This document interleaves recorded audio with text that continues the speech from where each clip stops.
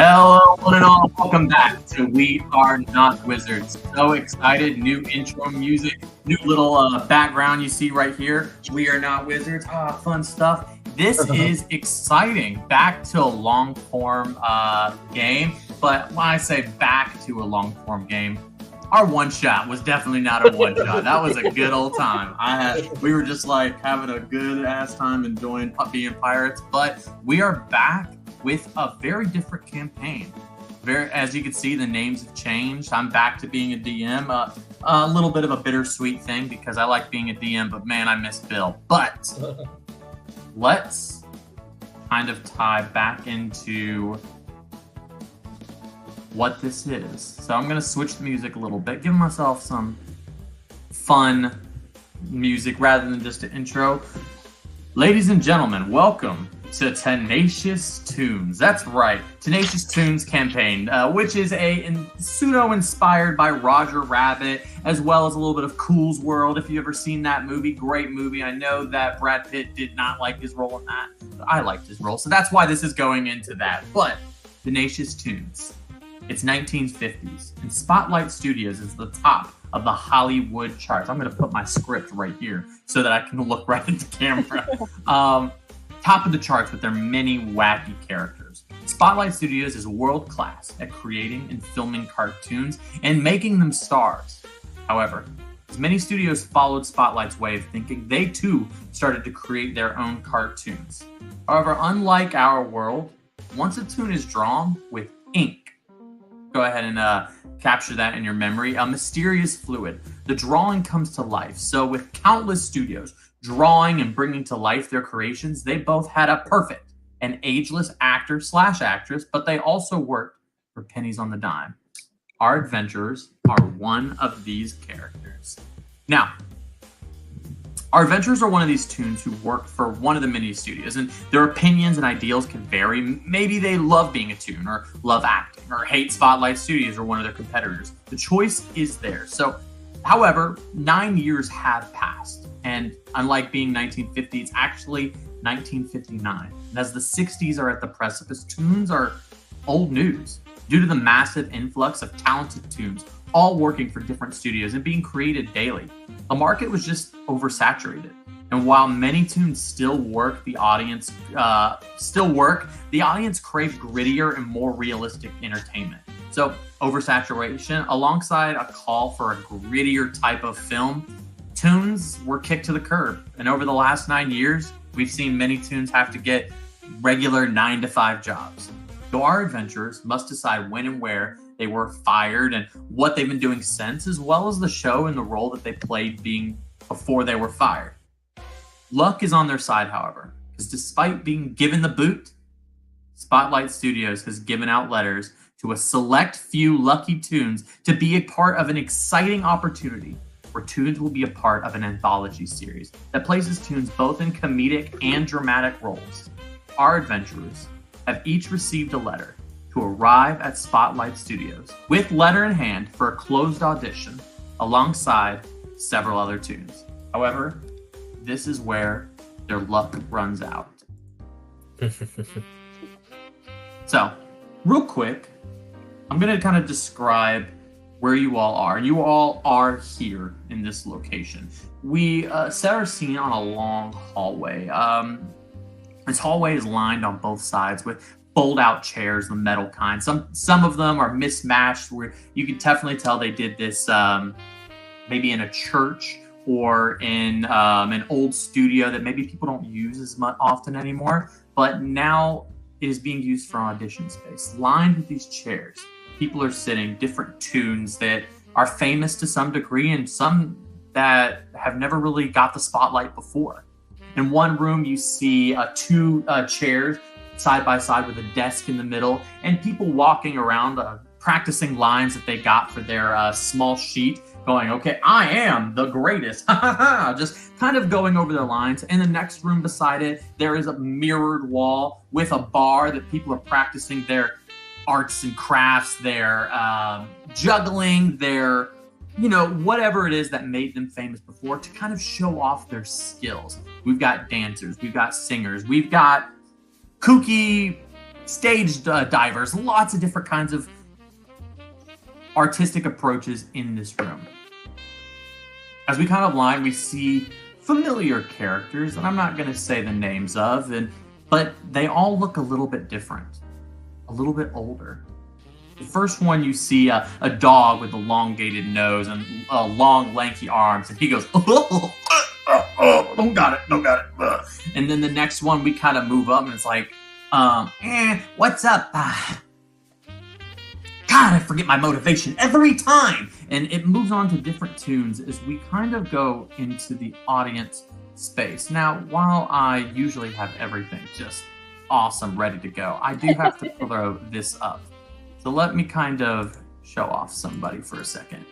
We go into a audition space. There's a table, much nicer table than what we saw in the audience. Definitely something that's been prepared. This room has got a bookshelf. It's definitely nice and much more put together. There's a piano player to the right, as well as another person who looks like a dancer. She has a leotard on, definitely kind of going over the moves, looking at a sheet music going, writing things down, looks like her steps and memorization on different words, keywords and stuff like that. Alongside the table, 3 people. These seem to be directors, producers, people looking at the audition. As we kind of go on, and we see a man, which looks like he has a ball cap on, a jacket, big headphones on his neck, and he looks over and he goes, gotta grab them all, as he goes in and grabs what looks to be a small black and red ball, but a familiar face that you may kind of been able to ascertain from what this person may be kind of inspired by. Instead, you see a 5 o'clock shadow, much taller, a little bit of a beer guy. He's still in decent shape, don't get me wrong, but where most people are kind of wanting that character to age with that series, he actually did. So we see right in front of us, Hash Grab'em. A former lead to a cartoon show called Pocket Goblins. He was redrawn in the 4th season after he met his wife, and the show was soon canceled. As he kind of is going on to his audition, he's like, so, how was that? It was so good, right? And you see a woman with a long cigar, and she, well, I must be honest with you. I don't see you really selling to our audience. You don't have the same, how would I say it, shape that we would be expecting from you, from when you were in your show. And he goes, I get it, but like, come on. I met my wife and we had to have our kids drawn and I couldn't just stay a 10-year-old boy forever. And he's like, oh, but you kept the voice. Interesting. Well, he's like, they can't draw a voice. Well, I'm sorry.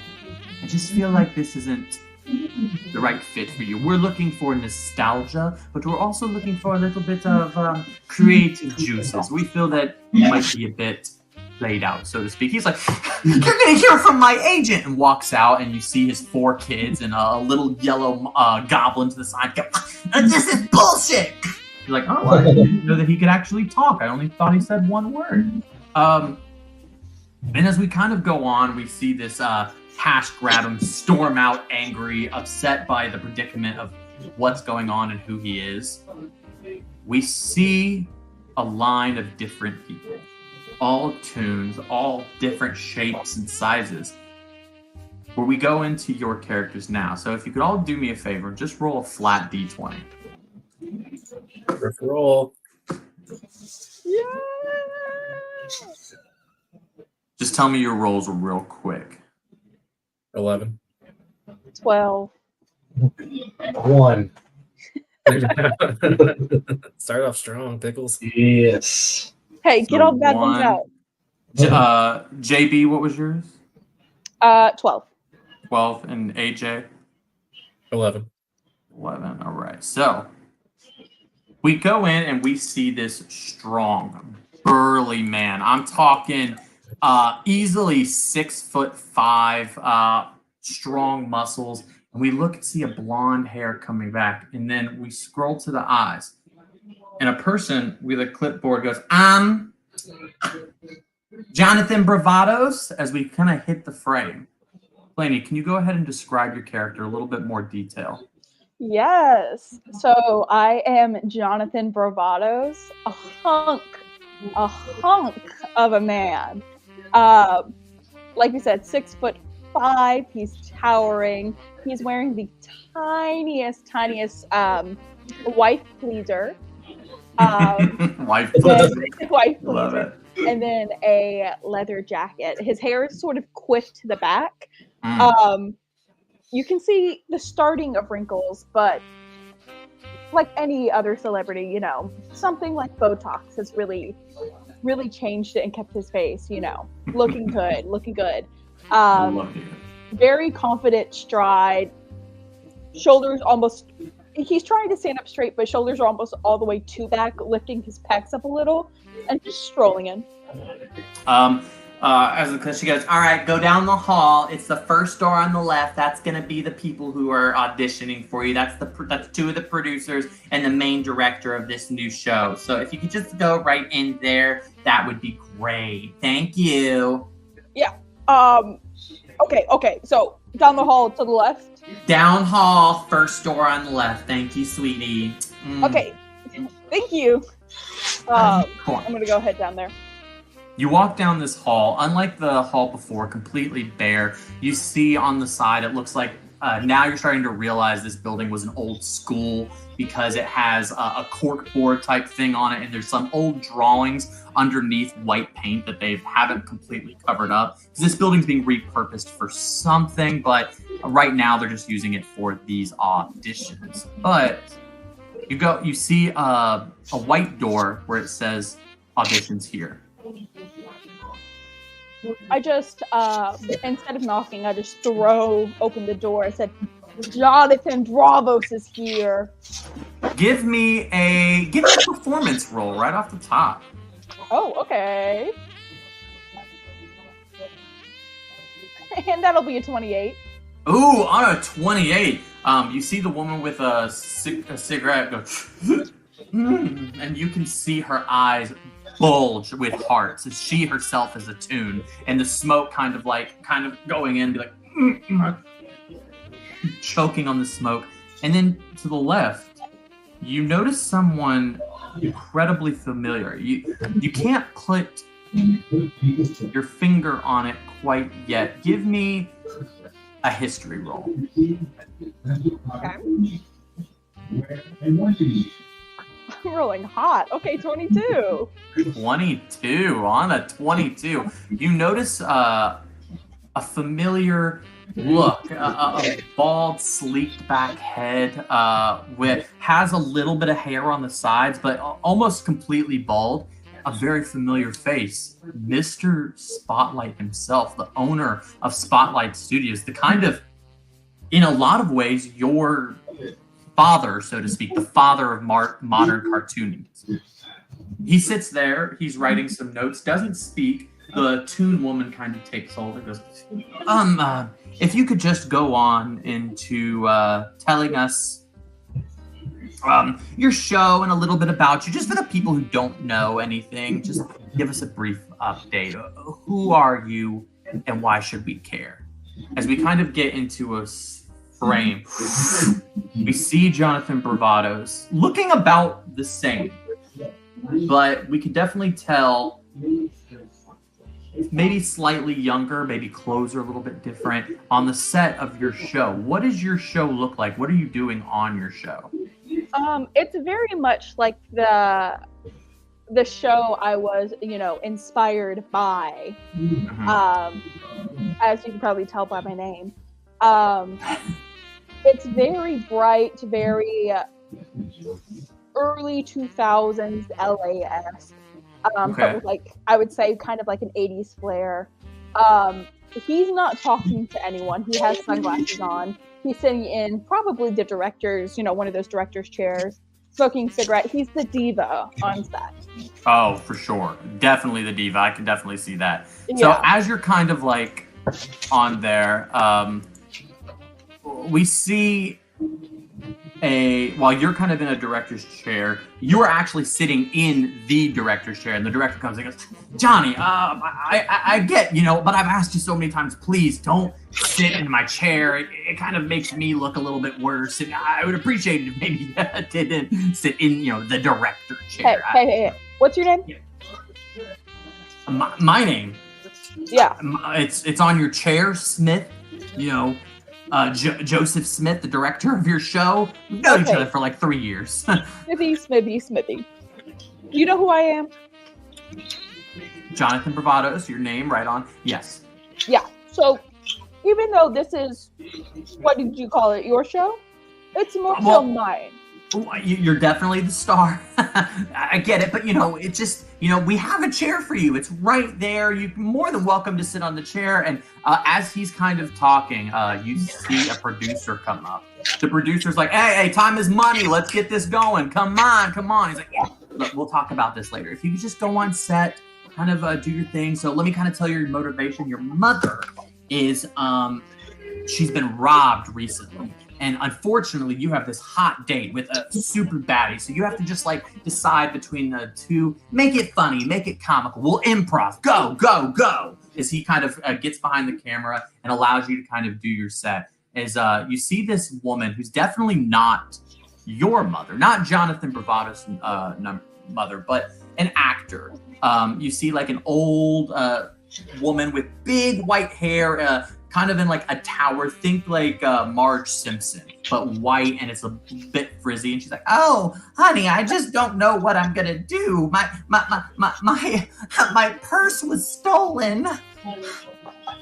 Mama, don't worry about it, okay? I'll take care of you like I always do. I got it. But Johnny, you've got that date. I can't have you going out and trying to find my purse. And, Mama, look at me. Still wait. We always wait for good old Jonathan Bravados.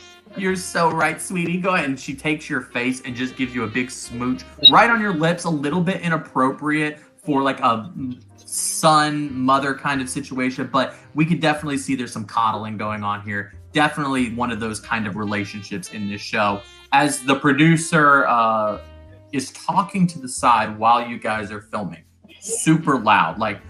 I don't understand. Why do you think that we just gotta cut it right here? What's going on? And he is loud while you guys are acting on top of your game. He is disturbing the whole thing. Hey. Ruining it. Hey, what's your name? My name. Yeah, you're messing up my riz here. You don't worry about my name, Sweet Cheeks. You just go ahead and do your thing. Anyways, but excuse me. No. I'm Jonathan Bravados, and the train is here. It has not left the station. The train is here acting, working my judge. You're right. I'm so sorry. You're right. I've disturbed the kind of energy here. We'll tell you what. I'm going to go ahead, just disturb it a little bit more. If you could go ahead, and he puts his phone on speaker as we kind of cut to white noise. And we see you kind of almost like a dream sequence. We kind of get the idea as this kind of fades in, and we start to see you in a completely different position, a new job. And it's definitely modern day at this time. Where do we see Johnny? Or Jonathan Bravados after what we can only imagine you've been fired from your job? Yeah, so Jonathan Bravados after that is working at a male strip club called the Dripping Lollipop. He is... Hey, he didn't name it. He's been reduced to bartending, but he only really got that job not because it was a steady job. He could have gotten anything he wanted. He was Jonathan Bravados, or so we thought. But it was a good way to hit on all the chicks, which was plenty at first, but quickly, not so frequent of the ladies coming to visit him. He was a performer at once, an entertainer. He then got a little too touchy with one of the women, which she consented to. He holds by that, but his boss didn't enjoy that. Yeah, you as you're in the dripping lollipop, this definitely I will say this to kind of talk about it. It's definitely a seedy bar, right? This is, when it comes to his correct me if I'm wrong, dripping lollipop is like a strip club, correct? Yes. Okay, dripping lollipop. While this strip club you're seeing and coming to the stage is Little Miss Sunshine, Mary Poppins herself. Give it up for, and then you see a woman on stage. Obviously, not like the Disney Mary Poppins, but someone that has kind of taken on that persona. Is a not a toon woman, a human woman, kind of doing her thing. She has a big umbrella and she's kind of doing scantily things that be done at a strip club. You are, I assume, behind the bar, correct? Yeah. As you're kind of behind the bar, you have this little guy come up to you. The little guy is, in a lot of ways, looks a lot like you. He has this slicked back blonde hair, but he's about 3 feet tall, super tiny. I'm talking real small. And he's got like a little blue shirt on and a leather jacket, and he looks maybe 9 years old, maybe a little bit less, maybe even 6 or 7 years old. He sits at the bar, and this is your brother, little Johnny, and he kind of sits there and he goes, "Hey, John, can I get like a Jack and Coke or something?" Johnny, the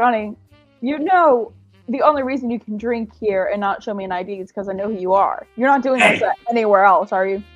I can't help that I was only drawn 15 minutes after you. I'm sorry that, but the law is the law, and I'm technically legal. I swear, I'm a toon. Damn it, come on. Okay. Throw it my way. Johnny, you said Jack and Coke? Please. Okay. I go to make the Jack and Coke. I fuck it up royally. Wrong glass. It's probably not even Jack Daniels. It's probably something like Maker's Mark or something, and then like a Diet Coke. He's not doing a good job. You screw up this drink that only has 2 ingredients, and you slide it right over to you. And little Johnny grabs it and goes, drinks it all, hits it, and God, you're so good at your job. I knew you'd be a great bartender. And immediately you kind of like see like glancing eyes, like, oh, really good at his job. I haven't got a drink all night. Blah, blah, blah. This is like a super, like, for a strip club on a Saturday night, vague, and not a lot going on here. There's definitely some people here, but it's slow. When he goes, oh, by the way, some car out the back slid me a little thing, kind of essentially just waved me over, told me to give you this. And it's a card, and on it says RW in RW to the corner of it that looks like it's been pressed into the card. It looks like it's, like a business card, right? And it's all nice, swirly, feminine letters. And on the card, it says, come outside. Johnny, thank you for giving me this. You mind watching the bar while I do something real quick? You know me, kid. I'll do whatever I gotta do. Okay. Do you need a step stool, an apple box, or anything? I'll figure it out. Don't worry about it. As he grabs the stool that he was sitting on, he jumps off of it, grabs it, and you hear his feet going as it kind of sets right in front. He jumps on. He's like, what do you be having?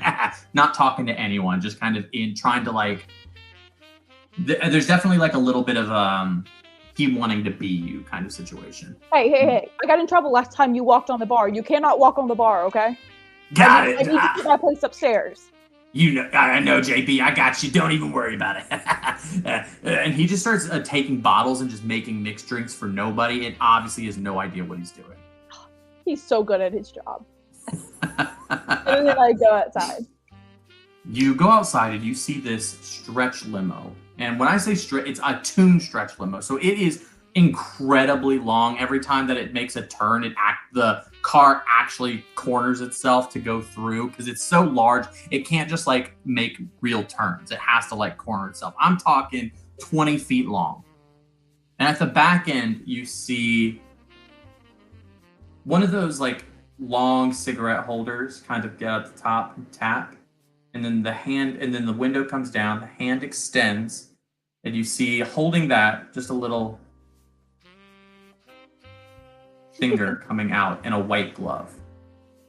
You said the window's down? The window is down, but it's just enough where the hand can come out and gesture, but you can't see inside of it unless you're closer. Okay, I'm gonna get in, and then before I even check to see who's in there, I'm gonna say, "Hey, baby, you look like you got bravado's fever." And guess door what? You're in luck. opens. I'm just what the doctor ordered. The door opens and you see a familiar face. Not when I say face, you don't see a face. You see a familiar pair of tan, dark legs with a small white skirt covering. And you hear, "Get in." With smoke kind of all inside. Nothing about my pickup line? Did that... Oh, okay. Okay, I get in. As you kind of go in, you see to your left a big gorilla, a toon gorilla wearing a suit. And in front of you, you see the most beautiful toon woman that you've ever seen before. Ruby Willow with blood red eyes and dark tan skin, big golden hoops with a white, with like a little white button-up shirt that is hemmed at the sleeve so it reaches right in the middle with a little white skirt on. She closes the door, she takes her cigarette, and she puts it down. And she turns to you and says, "Take it off." Hey, you don't need to ask me twice. I mean, you want to take a feel of these muscles again? She grabs your shirt, pulls you close, and says, "I think that you don't understand this situation. When I say take them off, you take them off." And she starts to pull your shirt off, not really allowing you any sort of like conversation back and forth. This is definitely this is a hookup. This is not love. This is her. She wants you. Okay, hi, mama. And I take it off. I let her leave, though. She pulls out your belt and removes your clothes and throws you into the seat. And then she puts a finger on your mouth and she goes, "If you speak, this ends. Are we clear?" The gorilla kind of takes the partition as he's kind of in the driver's seat. He's not even in the driver's seat. This stretch limo is so long that it has multiple cab areas. He's just like the bodyguard in the next cab over, and he's like, "Oh, I better lift this partition. This is gonna get steamy." And as he lifts the partition, you hear Ruby Willow start to go, and then we cut. And we see you at your audition. We see the people in audition go, "Pretty good. I definitely remember you now. I apologize. As this is the second person on the audition, a very effeminate man who's wearing like a very frilly white shirt. Kind of looks like one of those, I'm not even sure what you call it, like one of those pirate shirts with ruffles and tight black leather pants." And he goes, "Oh, I remember you, yes. If I'm not mistaken, you had a really good popular show for a while, and I'm glad to know that you're still in the business. Well, we are Available and ready, as I like to say. You know, I don't think that we really need any more. I know your history. I know your show. I kind of get where you're going. My only question is, again, this is an anthology series, and you were definitely a part of a comedy. Could you do dramatic roles?" They typecasted me, but I can do dramatic. I'd love to hear that. Well, okay. He kind of goes in, he goes, "I'm going to pull you in for a second audition. I don't really need to see much. You're definitely like a type that we need, and you're also a familiar enough for our audience. I'm just going to let you go through." Well, thank you. Of course. Thank you, darling. As he kind of gets a little post-it note and writes on it and folds it, and he slides it over. He goes, "This is the time and place for you to meet. for your second audition. If you could just come here at this time, we'd appreciate that. And you see Mr. Spotlight kind of like takes your photo as you're kind of walking out, like a and a little bit of film comes out in your picture. He goes, and he puts a little bit of a tacky tape right on the bot, puts it right on the post, and he starts writing notes on it. He goes, very nice, very nice. You are overwhelmed with excitement that the Mr. Spotlight would say anything to you or even refer to you. He's definitely has this history of being not secretive, but to himself. He makes his cartoons, he makes stuff, he has his open appearances, but everything else is kind of like guise and a bit of mystery. He's just like, very nice. All right.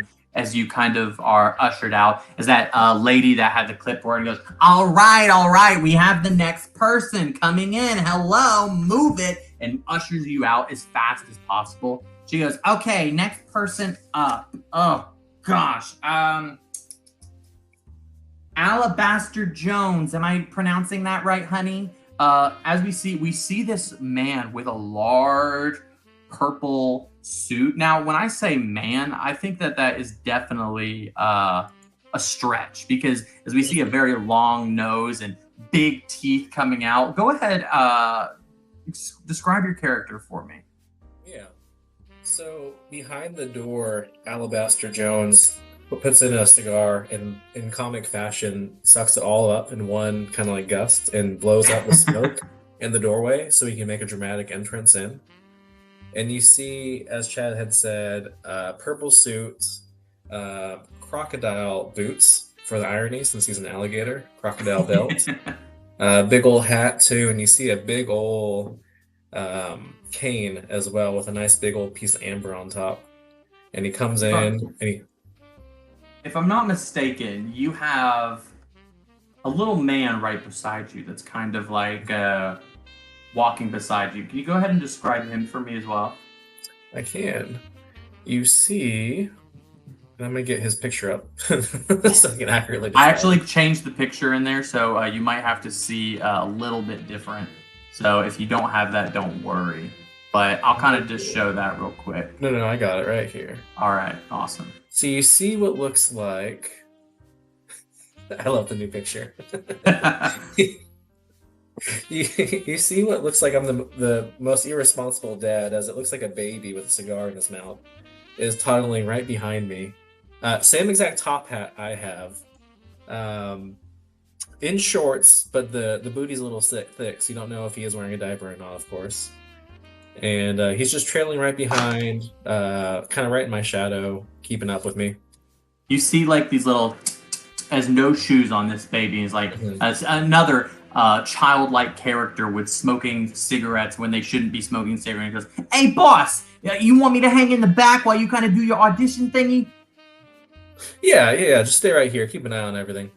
All right, boss, I'll do that right now. And he kind of sits in, and you see he gets a bottle, and he pours it out and takes out a flask and pours some into that. And he has what looks to be milk as well as some kind of dark liquor, and he's just like drinking that and smoking a cigarette. You're still working. You got it, boss. I'll make sure not to get too sloshed when I'm kind of doing my thing. I got you, Mr. Jones. As you walk in and the smoke kind of goes in, the audition, the heads of this audition who are auditioning you go, oh, you look familiar. And this is the effeminate kind of judge kind of going, where do I know you from? As you kind of goes in, we see you on a scene. Now, correct me if I'm wrong, Alabaster Jones is not someone who is like a mainstay on the show, but instead someone that does his sixth show in the same month. I mean, he's bouncing from show to show trying to become a regular character. And we see kind of you coming in, and like they definitely like created like a catchphrase for you, kind of like a Mr. T, like I pity the fool, as you kind of go in, they go, cut! You're maybe on the scene for like 10 seconds. And the director says, cut, we're moving, next scene, come on, as they're kind of setting things up. The stage crew's all black, kind of going in and moving things around while you're on set. Hey, I really think it'd be more interesting, like for my character, if he was in the next scene too. Hey, kid, I'll write the script. You do the things. We know what you're good at. Go ahead. And he kind of hits your lip as your lip kind of goes like one of those door stoppers. As he walks off a little bit. But you see one of the heads of the show, which is this is a very, very popular show. It's called Left and Right, which a little black and white clown walks over. It's a famous clown that you're very familiar with. Everyone's sort of filmed. It's Lefty the Clown. He goes, "Hey kid, if you really want to do something here, I'm going to try and maybe get in with director, maybe kind of get in with some of the the good guys here and there, the mainstays on the shows that you be guest starring. And you got a good look, and I think that you could do lots of good things. So just keep in there." And he kind of hits your shoulder, but he's very, very small, so he jumps up. Now I'm not gonna show his artwork yet because this is a little bit of a past. But keep in mind, Alabaster Jones has a good relationship with Lefty. As we kind of cut, scrolling into the present, where do we see Alabaster Jones? You see him out on the corner late at night with a gaggle of cartoon women, kind of on different corners of the street, making sure they're earning their keep on the stable. We see a tune that looks like a little bit like Betty Boop, like black and white, real thick underside, a little bit thinner on the top, but definitely like a cutie to patootie. And she's like, "Hey, boss, I gotta, I was a little bit short this week. I get that. We gotta make at least $100 an hour, but maybe we slide just a little bit. Give me a little short on a couple hours. I gotta eat. Please, AJ." Mr. Jones need to slap a bitch? No. Oh, it's okay, AJ. I get it. I won't. I'll get back to work. I swear. Hey, you know my favorite girl, and I give her a little kiss on the cheek. Oh my God, it's gonna be one of those characters. You give a little kiss on. She goes, "I'll get right back to work." AJ is she goes off and she kind of dusts into a corner on the street as you see Kane kind of click, click, click as it walks up to you. And now you see a very familiar face, a face that you saw just a second ago, but now a little bit different, half black and white and half colored in. This is the owner of the Black and Rainbow Room. It's a place that you're very familiar with. It's a very famous bar that only allows tunes in. And this is Lefty. As time's gone on, he's changed a little bit. And we're going to kind of talk about it. And he goes, "Hey, kid. I let you do your little thing here because I know things have been hard. You got to make your money. Hey, I can't say that I've been on the legal side of the work. But if I see you hit another woman like that, we're going to have trouble. You got it, AJ? Give me a Constitution saving throw."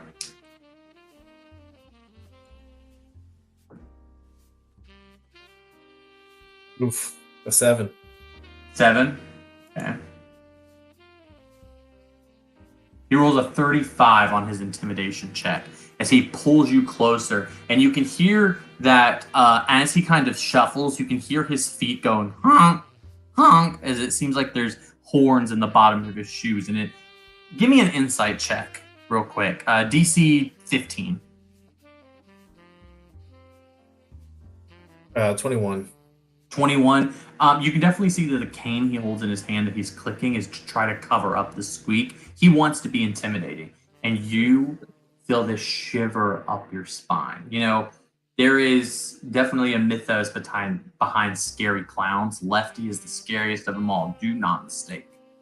This is the big boss of crime. This is the scariest of scary guys that there ever could be.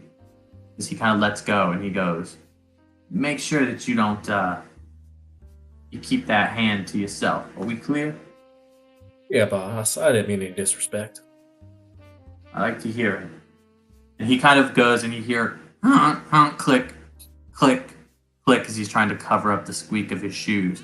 As he kind of goes in, you see a little bit of what looks to be a flower that he takes out of his pocket and he ties it right to his lapel and he squeezes it and a big water flings him into the skies. It's like as you kind of see like a bing star goes off. He is gone. He has hit light speed all in 0.5 seconds. This is definitely a powerful jet stream. As we kind of go back into that and we kind of cut away from your main job, so to speak, into the audition room. He goes, well, what are you going to do for us, honey? Because honestly, you don't have a lot of experience as a main character. And I just don't want to like put you on something you're not prepared for. So go ahead and give me a performance roll and kind of describe what you're doing. But let's go ahead and it's going to be a DC 10, not too big, not too I got really scared there for a second because I was looking at my little guy's stat rolls and not mine. I was like, oh shit, they're horrible. Yeah, definitely move over to your character. Yeah. Not, which, by the way, we should call your character. That character's name is Lenny Lucky Luciano. Definitely a. If nobody knows who Lucky Luciano is, very famous gang member in what 50s, 60s area. I think it might have been a little bit earlier, maybe even 49. Performance. All right, make that roll. Not great. 12. Still 12, you pass. Well, what is Alabaster Jones to kind of show a little bit of talent? Maybe he sings a song, maybe he juggles, just to show that he's someone to look out for. Yeah, I think he like. So what does he do? I think he's doing more of like a dramatic piece, and he pulls out another cigar. Does it kind of like that cartoon Tom and Jerry, where he's a cowboy and he takes out the cigar. He like licks it, smokes it down, and like is talking to the girl cat. You know what I'm talking about? Okay, I know exactly where it's like he's he's kind of like flirting with her a little bit. Yeah, very like spaghetti western, like cool tough guy kind of thing. We see Alabaster Jones take a cigar and breathe it all down in one smoke, and as he goes, even though he has no lips, he's able to make this perfect heart that goes right around one of the judges. And then he goes, he sees like these little circles around, kind of like gazing down as he has this cool pose. As he starts to sing, as he starts to talk, and you hear a dramatic piece. It's dark, it's sinister, it's definitely eye-catching. And they go, wow. Now the rest of the judges don't speak. They seem almost like moved by what you're seeing, but you see Mr. Spotlight stand there. He goes, takes a picture of you, takes the film, puts it on a little tack, puts it right there on stage, writes something down. Now, go ahead and give me a straight charisma roll. Just straight. Charisma? Yeah.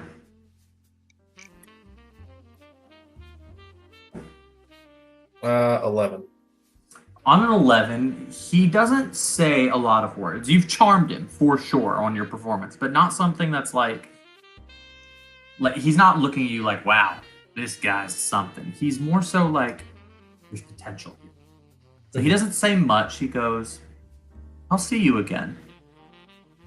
He puts out an address, and unlike the assistant for Jonathan, he writes this personally. He folds it, and he slides it to the assistant, and it goes. The assistant hands it to you and goes, you go, you've been chosen for another audition. Go ahead and just meet us at that address afterwards. Immediately after that word, in the door kicks. All right.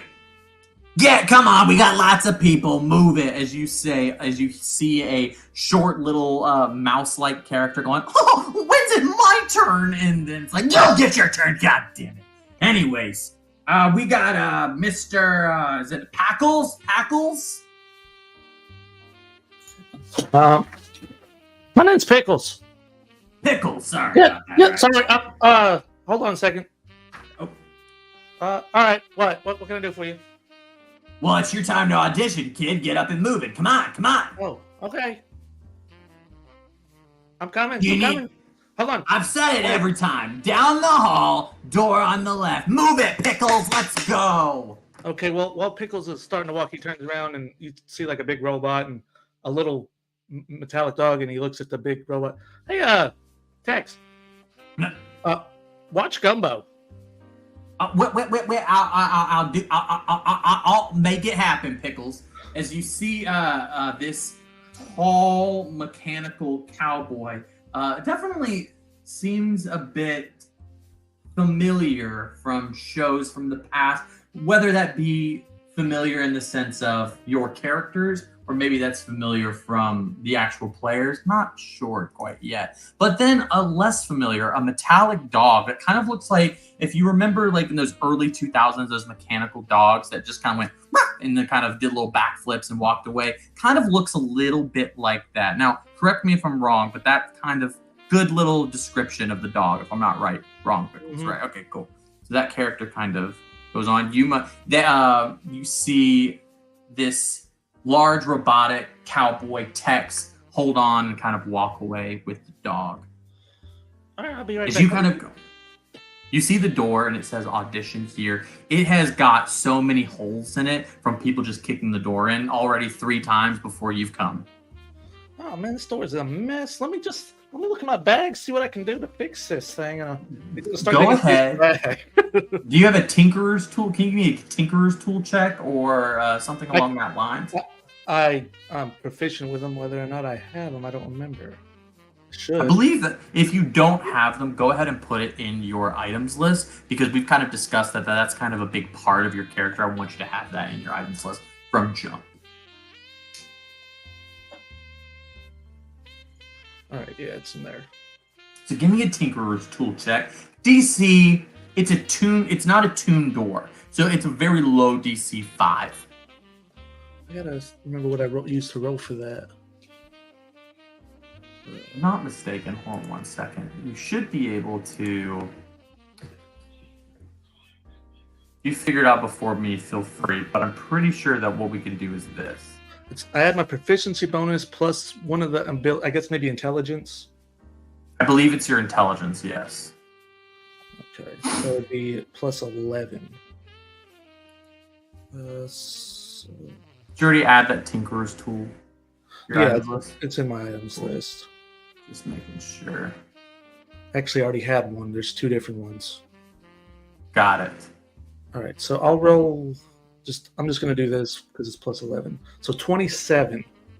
27. You're able to this door, despite having so many holes, it's not like you're creating matter out of nothing. Or maybe you are attuned, but it just fixes perfectly without any sort of. There's not even a sense that it was broken before. In fact, the door might look better than when you originally came. It looks like you've made complete patches. You may have made a new door. That is dependent on you. But as you kind of open, immediately everybody is like, ooh, well, someone's handsy. We like that. I can't place my finger on you. Could you just tell us a little bit? And as the smoking lady comes, yes, please. Tell us a little bit about you. What show were you on? As we go back and we see Pickles on studio, describe what we see as the scene is set for you. What are we looking at on your show? We'd probably see some just random characters walking around and some ships, big building in the background, some different buildings, but mostly just ships around, several different ships around. Yeah, we're definitely seeing and this is 50, so it's very low budget, but we're talking maybe it's on the cusp of maybe Star Wars. I know Star Wars came a lot later, we all know that, but it's they're definitely doing some really experimental stuff, trying to show off the sci-fi-ness. You see a guy in the background with a big metal arm and what looks to be a little girl with a cowboy hat on in the background. We're not really worried about them. They're just kind of background characters. Who cares? As we see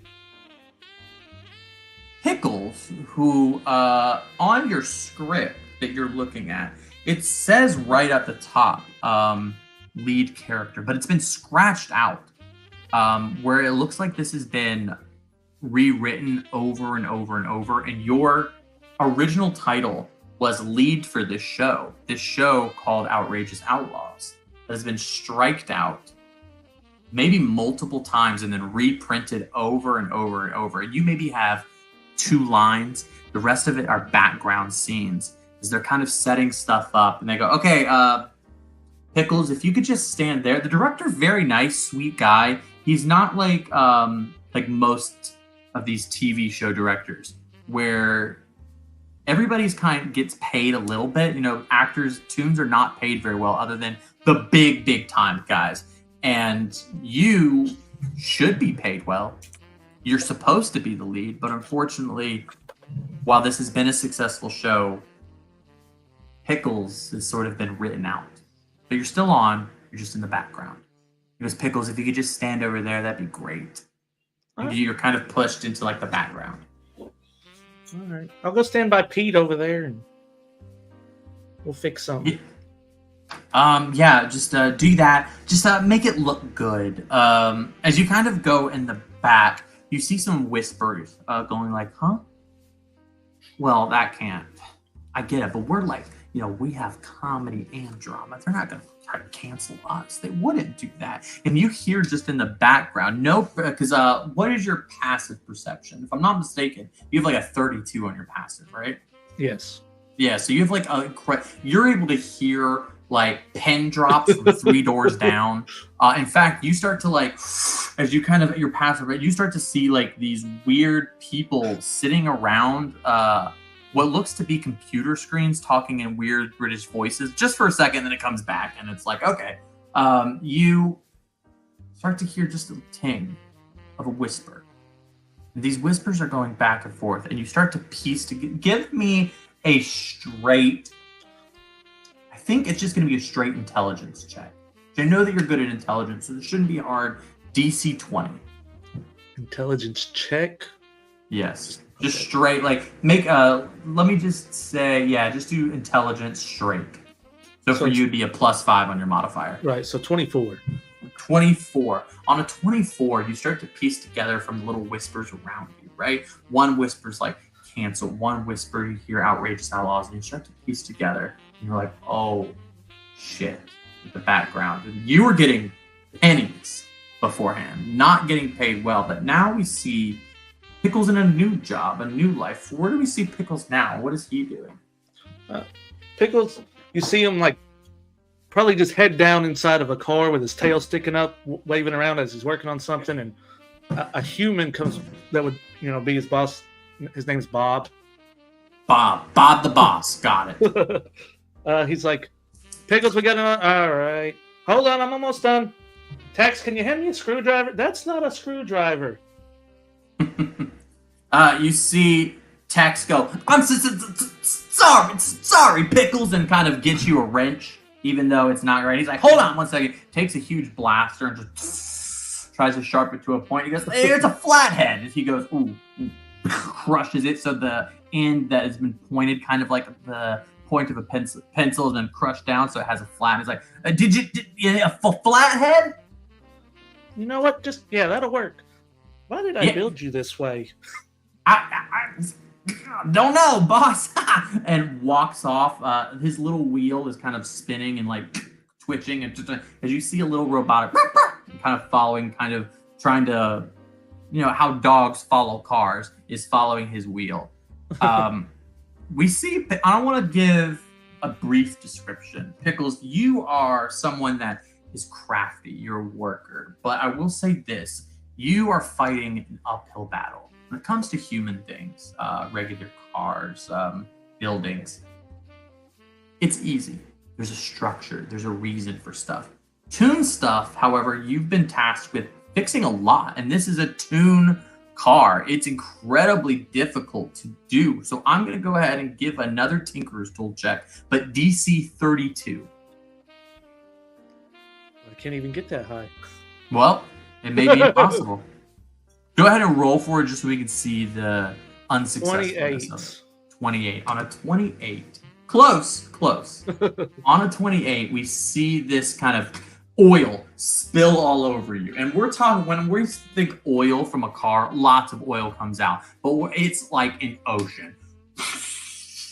Just flooding the entire floor. And then we see Tex with a mop going, got it, boss, another oil, and just kind of scraping up the oil and kind of putting it in a big tube. What looks to be somebody's drawn a hole, like one of those comic holes that goes to nowhere, and they're just kind of, when you see like signs, and there's a sign that says days since falling accidents, and there's just like 25 days. A lot of people have apparently fallen in this hole. We see, how does Pickle feel about his job? Like kind of fixing stuff, you know, as opposed to his other, where he was kind of an extra. Does he likes his job? Does he prefer to go back into acting? What's your ideas? I mean, he likes to work on things and fixing, but he feels like he's like degraded and just working on mostly vehicles and stuff like that. He doesn't really get to do the things he likes, like building techs and you know, just things like that. He just feels like underutilized. Creative building. You know, someone that's like an inventor rather than someone that's a handyman. I completely get it. We go right into, and we see immediately. Everybody's kind of preparing an audition for you. Like, okay, well, we definitely need to see you sing. We need to see you dance. And then immediately we just see a hand comes up, like that post from, I think it's Game of Thrones. I did not watch the show yet. I think it's House of Dragons as it goes. We see a hush kind of goes over. The piano player who was kind of looking at chords to play and like looking at his sheet music goes, it doesn't do anything. And we see Mr. Spotlight goes, Pickles. Right? Yeah, that's my name. Heard some things about you. He takes a picture of you and he goes, hold still. Film comes out, he puts tacky tape, writes a little note, and then takes a post-it note and it would slides definitely be it a over little to you. blurry. It would definitely be a little blurry because Pickles can't stand still. No worries. If it's a little blurry, as it kind of, he goes, that'll work. Writes a little note, goes, slides it over, and goes, you could be at this address. I would really appreciate it. Beat that address. All right. When? Is it on the card? As you look on, there looks like a time and an address right on it. It's a completely different address from where you're. Give me a survival check on this one. Okay. If I'm not mistaken, you have great survival too. So yeah, it's a 12 with a natural 1. 12. You do not recognize the address. You're very familiar with the city, which we'll kind of go into the city in a little bit, but you don't really hit exactly where this address is. You kind of just kind of go, oh, Murrah, and walk out. It's, all right, we got lots more people to kind of go, and then you see a big ear, hey, is it my turn? Come on! And immediately they're like, get out of here, come on! This is not the time for you. Anyways, as you kind of are walking off, all three of you, we kind of see you all walking to your respective areas. I'm going to go ahead and go in, not reverse order, because, you know, Pickle just had that time. We want to we'll go for Jones. Jones, we see you walking away from the audition. Where are you walking to? Are you walking home, to a bar? Where do we see Alabaster Jones kind of heading out? Walking back out to the parking lot, and he's gonna get back in his car with Lucky and just head back to the club, actually. Okay. Lucky kind of goes, pretty good audition, boss? Yeah, I think so. I think we'll be back. Oh, I'd love to hear it. So, boss, what we got going on? We got more jobs we got to pull? You know, I talked to the girls. We're doing good numbers. Yeah. I mean, it's good to see that. And, you know, we've been doing well with that. Lefty's been happy with us, but I want to see where this pans out. Well, I hate to say it, boss. Lefty not too happy. You know, I know he don't like the type of situation we, you know, the kind of work we do. We're more of a necessary evil, I guess. But if I had to say, I would say that if we're doing as good as we can, but I'd love to ask you, our profits are being really cut down. And I'm confused. If, we could definitely go private and not kind of be under Lefty's thumb, he's a big city boss. Well, the man right as he says that, I thought, Whoa! you better be careful when you're talking. You don't know where Lefty's people are. You're right, boss. I apologize. I apologize so much. Put him back down. Okay. That's a dangerous spot, Lucky. If it's okay with you, boss, if you could just pull over, I'm gonna go do some work. If that's not a big deal for you. You got my phone number. My page is right on me. You can call me anytime. All right. All right, Lucky. You be Got good it. out there. Of course. I'm just gonna get some work. Make sure the girls are doing their thing. Give me an insight check.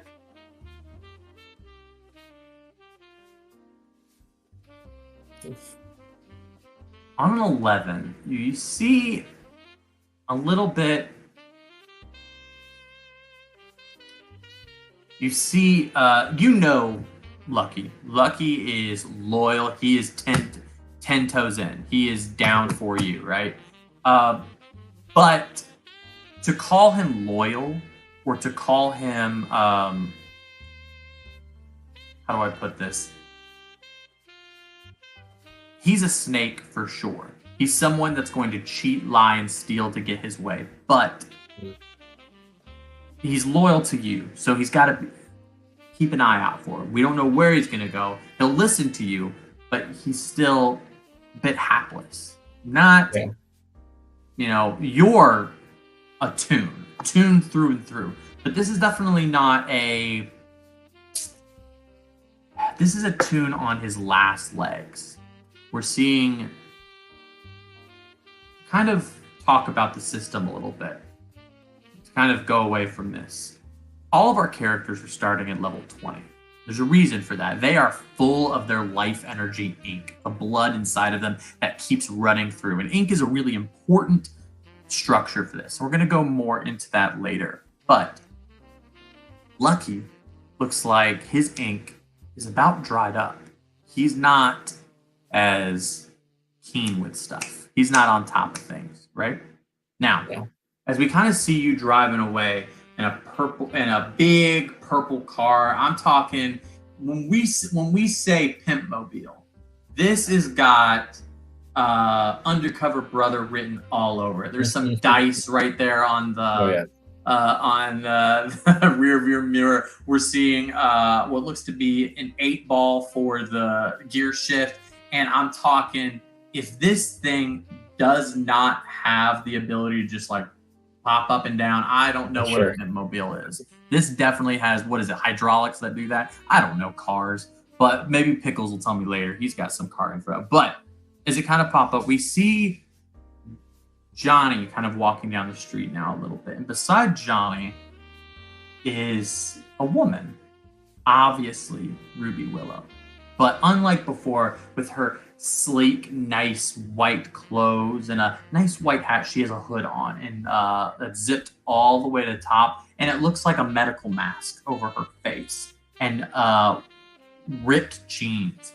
As Ruby kind of goes, "You get the part, hon?" They said they want to see me for a second round, just like we all knew. Yeah, I love to see it. Look, sweet cheeks. She kind of puts her hand on your chest, and not in. Give me an insight roll. Okay. 8. 8. She wants you so bad that she puts her hand right on your chest. Ooh, maybe we should wait until, we're in a room, baby girl. She grabs your nipple and twists it really hard. Oh, ow! She goes, "This isn't the time. Look." He lets go and goes, "Look, I know you were having this audition and I wanted to come and talk to you. Look, we can't see each other for a little bit, at least not close. So here's what I'm gonna do for you." She takes your hand and she writes in big Sharpie, right on your hand. She goes, "This is my other number. Call this number whenever you need to talk to me, whenever I really need to talk to you. Don't call this number for anything stupid. Hear me? If I want to meet up with you, I'll call you. Are we clear?" I mean, yeah, but I was kind of digging us being out in public. She smacks you, and she goes, "When I say, are we clear? You answer yes or no. Okay, sweet cheeks?" Yes, ma'am. My She number hasn't smacks changed. your ass and walks off. She doesn't even listen to what you have to say. She's Give in love with me. give me an insight roll. Okay. Higher DC, and you can fail this if you want. 20? Perfect. So, there might be... Johnny knows the situation. Ruby is married. Ruby is a high-ticket actress. You know, she's one of the few tunes that are still working consistently and has never stopped working. She is, so to speak, royalty among tunes. And kind of to talk a little bit about the royalty. She's known as a spotlight princess, and one of the few princess characters that, you know, to kind of talk about it, sort of like a Disney princess. But she is incredibly high up. Now, you may know this, and you may delude yourself. You are a piece of meat to her. She cares nothing about you. She thinks of you less than dirt. You're a hot body with, unfortunately, a mouth attached. I believe some of that, hot body, piece of meat. But she said she's gonna leave her husband. Yeah, no, she has said it multiple times. She's just like, every time you ask the question, "Oh, when are you?" She goes, "Oh, sweetheart, it's you and me, we just can't be together." And every time she ends her sentence, "right now," kind of keeping you on the hook. Definitely like, you're definitely like her safe space, or your, you are hooked up with her. Now, as we kind of go on, and you're kind of, where are you headed with this? Are you headed to like an apartment? You headed to like wherever you need to go? Yeah, I live in an apartment above the strip club. Yes. So I'm probably heading there to get ready for the night shift. Got it. As you kind of head to the night shift and you're going on, Pickles, where are you headed after this audition? Because you really can go anywhere. Pickles knows this place, knows this city like the back of his hand. Muted. You're muted. It has to happen for one of us. I think Pickles probably would just be walk out like holding his dog, petting it like really fast, looking around, trying to figure out where he's supposed to be going from that thing, just trying to figure out where it's at before he has to be there, because he knows this place well, but he doesn't. So you're actually headed to that location? Trying to figure out where the address would be, since I don't actually remember exactly where it's at. Got it. So, on that note, we show our city a little bit. This is San Animados.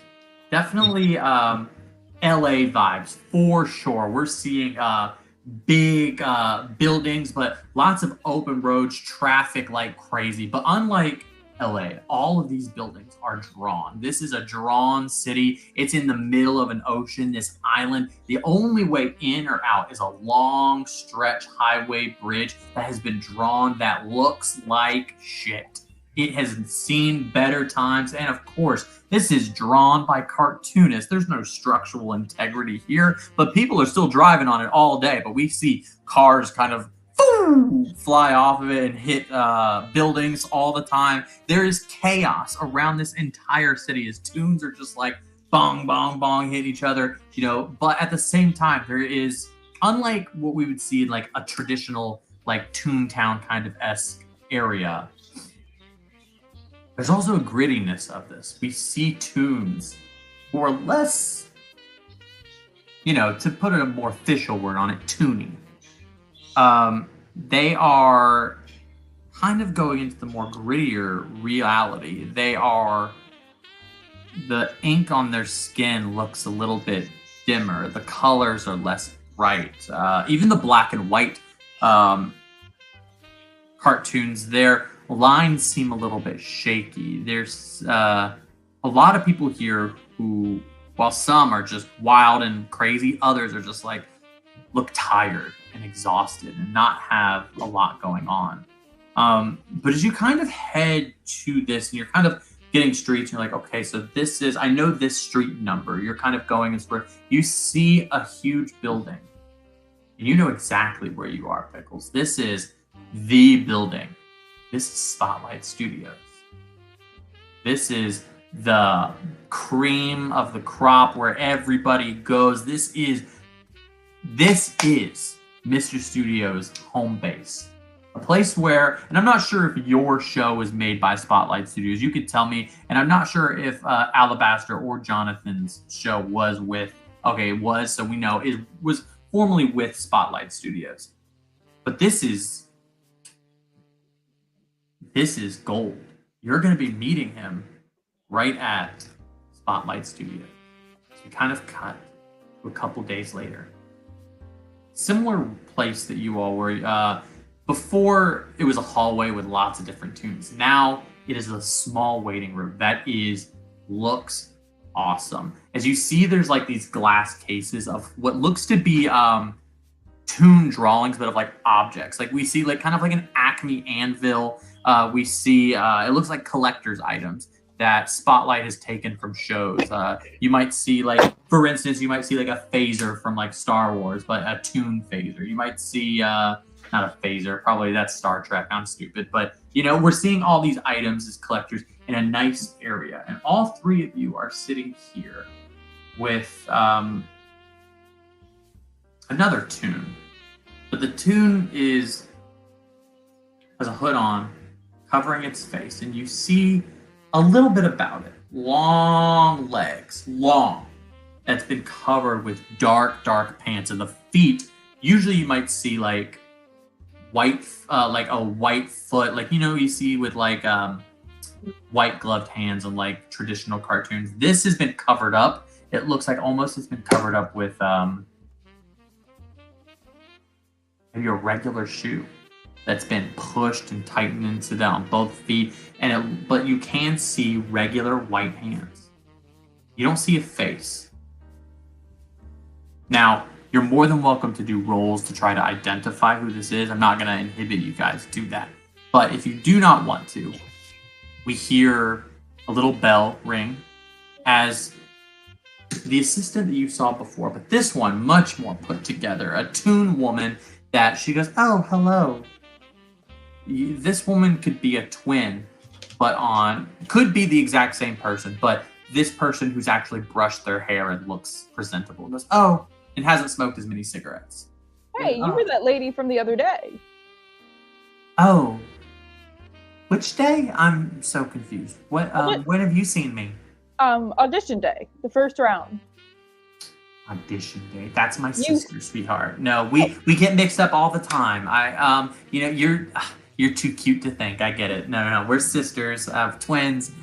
You may have seen us on our show back in the day, but no. So you're here for the second call, right? You had your call back.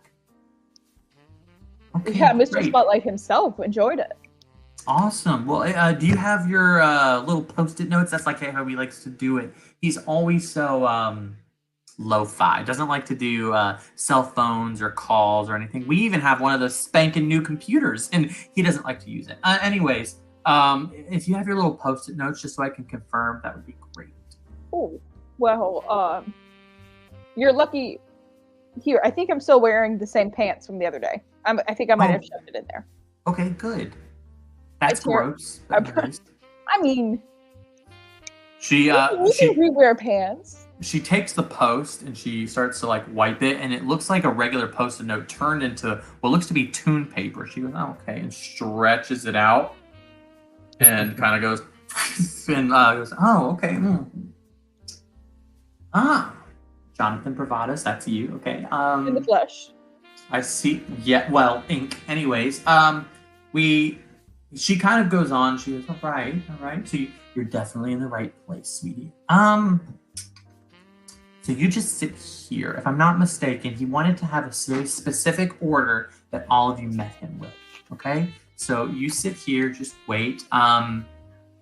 Eeny, meeny, miny, mo. Hello, little man. What is your name? And she looks right at Pickles. Oh, that's me? Okay, my name is Pickles. Oh, good. Do you have your little post-it note? Oh, yeah, let me see here. Hold on. And he, like, pulls his bag open and jumps in and, like, feet just out of the air. Ooh, and he's jumping digging in. through. Okay. And he backs back out, and you see Gumbo, like, bad about, let go, Gumbo, not feet. Little bite taken at it. Okay. Here you go. It's a little bite, but it's okay. Oh, that's not good. Same kind of thing, tune paper, she kind of stretches out. She goes, oh, okay. Well, you don't have a phone number on it. That's good. Some of our producers get a little bit handsy. And Mr. Johnny is definitely a cutie pie. We see, okay, this is good. This is what we need from you. Now, I want you to take a seat. You're going to be probably going in with Mr. Bravados. I think that they wanted to do you guys together because they think maybe like a little team hookup thing. I'm not sure about the script. I can't talk about that. I don't know anything about that. But they do want all three of you guys to kind of come and see. Well, they're going to do chemistry reads. Have you ever heard of a chemistry read, Mr. Pickles? Chemistry. I enjoy chemistry. You know, you make potions, you make like that. Oh. Okay, no. Anyways, she goes, you're the last one. Hello, Mr. Crocodile with the little TikTok croc. Is that you?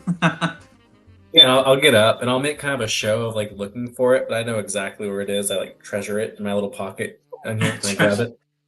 Oh, wow. Had lots of pockets, lots of auditions coming in. Okay. Same thing. Pulls it up. Alabaster Jones. I'm so sorry. I called you TikTok Croc. Excuse me. That's a different person. Anyways, ooh, yes.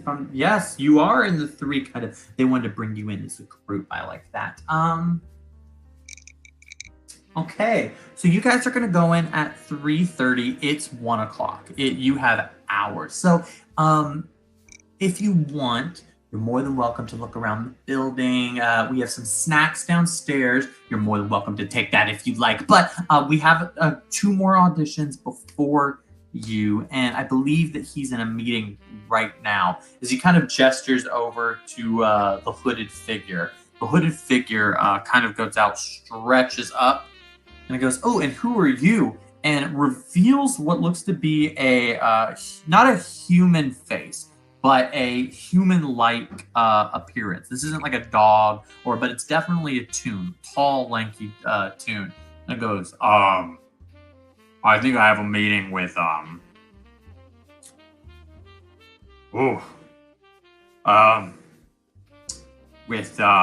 sweetie, oh my gosh, hold on 1 second. And she pulls out a little vial of black ink. Give me, all of you, give me, not a perception roll. You guys can see it clear as day. Give me an Arcana check. Huh. 16, 7. Who rolled the 23? Alabaster. 23. On a 23, all of you know what this is, but Alabaster really knows what this is. Ink. Alabaster knows that this is your ink. A lot of ink has been watered down with just like some store-bought pens that they break and pour into, the cheap shit. This is 100% Colombian. This is Colombian grade A ink. And she pops it open and she she pours out a little bit on her hand, and you see this guy goes and immediately jumps to it. You guys aren't as. Give me a charisma saving throw. Just you guys do no matter what, you're not gonna fail this. This is more so to kind of show you what this is. Awesome. So this immediately goes in and starts like sucking the ink off of her hand. As you see, he starts to come to, his colors get a little bit brighter, and you see that he's as he kind of the jacket that has on, he zips it down, and you see a basketball jersey. And he looks like a toon that maybe on a sports kind of cartoon, maybe like a Space Jam kind of situation. And he's just like, oh, yeah, I'm here to see Mr. Spotlight, right? And she goes, oh, honey, that's right. You're just 1 o'clock. You could just go in. I think you're a little bit late, but you could go in right now. And he goes, oh, yeah, sorry. Not really in my element today. Sorry. Goes in. You kind of notice, but you are free to kind of tour the building for a couple of hours. Now, you're more than welcome to kind of push forward time where your meeting is set, but you can also kind of investigate Spotlight Studios. This is an opportunity to know more about this world. This is an opportunity to kind of know more about Mr. Spotlight. Whatever you're kind of looking for, this is the time to kind of look. Did I know the street value of that vial of ink by chance from that roll? Priceless. Street value isn't a thing when it comes to ink. Ink is, give me another Arcana check. What was your Arcana check before you got really high? A nat 20. Nat 20. Oh. This isn't street value. People will give their hearts for this. People will give their undying servitude for a certain amount of ink. This little bit, this is enough to like, for you guys, if you were at level 1, this would bump you up a whole level. You'd be a whole lot stronger with this ink. But now, with enough of this ink, this is a new toon. This is life itself. The value, priceless. And she just gave it out willy-nilly. I'm gonna go try to see if they got any protein bars and maybe do a quick couple of push-ups. Get my muscles pumping. Enough. Go ahead and you go into this room and there is a vending machine. Go ahead and how much money do you have on you? Now we're gonna call all of these things gold in this thing. They're gonna be called toon bucks. They're pretty simple. Toon bucks are like any regular dollar, but they're drawn and the currency has a big, what looks to be the background where you would see on a regular dollar bill instead of the, is it the Washington Monument? I don't care. On the dollar, you see Spotlight Studios. Yeah, I don't have much, but I got tipped pretty okay last night, so I'll get myself a protein bar. You put $1 in, and it spits it back out and goes, hey, come on, you gotta warn a guy before you put something in his mouth as the vending machine talks to you. What you wantin'? High protein bars, snacks. What you got? Give me the $1. It's kind of a hand goes out. He goes, not bad. All right, here you go. Okay. As he kind of he goes, and immediately protein bar flies at your face. Give me an acrobatics check to dodge it or catch it. That's a natural 20 for a 29. On a natural 20 for a 29, you almost in slow motion as it comes towards you, you grab it out of the air. You unseal it, protein bar in Johnny Bravado's hands, ready to go do his push-ups, got the protein ready to rock and roll. Thank you, Sugar Mama. I'll be sure to ask next time. Jonathan Bravados always asks for consent. Yeah, I like to hear it. Anyways, I got work to do. As he kind of like shakes in and you see the snack that you kind of took on it rolls, kind of present the new one in the front of it, and he's just like, ugh, and kind of cracks his non-existent neck back and forth. Pickles, any business that you want to do? She did say there was like, was there other food? Yeah, so on the second floor, there's like a snack bar. You're seeing pretty little Smokies. We've got an assortment of cheeses and a bottle of wine here too. All of it is human-based, though. I will say this, for this, there is no toon food, right? Food has to be digested like normal for all toons. Now, any toon food usually is not edible, it's probably something that's got some kind of a weird thing going on. Seeing that, Pickles is going to start eating all of it. All of it? Okay, you All eat this of it. entire just when it comes to little smokies, they're little for a reason. You get all suck them all up, everything. There is nothing, bare bones. As you see, another guy with coffee comes up. He's just like, and then looks at you and is like, "Did you all of it? I mean, I just ate a couple pieces. Give me a deception roll." I mean, DC 15. Yeah, I'm terrible at it. Oh, 17 though. On a 17, he goes, "Damn those weasels. I swear to God, I wish we would just hire a different group from the mob. Like, why do we have to have the weasels come in here? God, eating all the damn food. I'm going across the street. You have a good day. What was your name again?" My name is Pickles.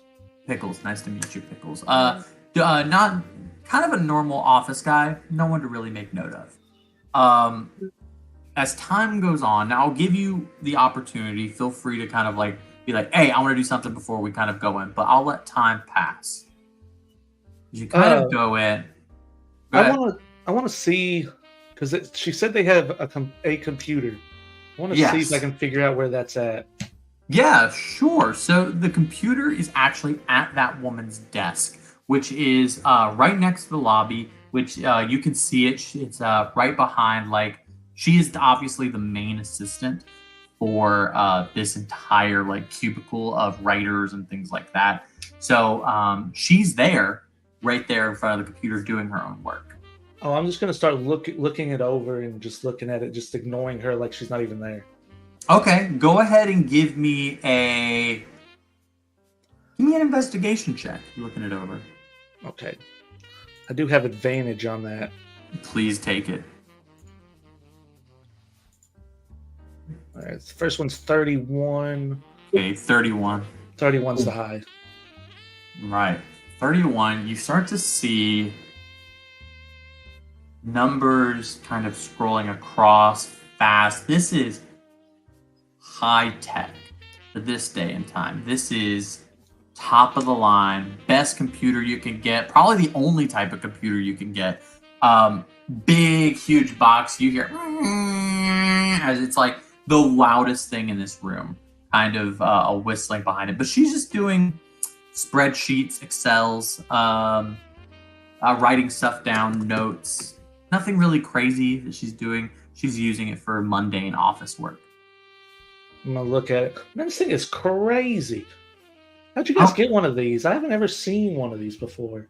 Oh, honey, you should. You want to take it for a spin? Go ahead. And she kind of takes the chair and lets you sit right in it.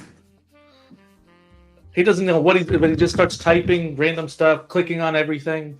As you kind of type in and click everything and see, you start to give me just a straight intelligence check on this. Okay. Ooh, 9. On a 9, there is a screen, there are buttons, there are letters on it.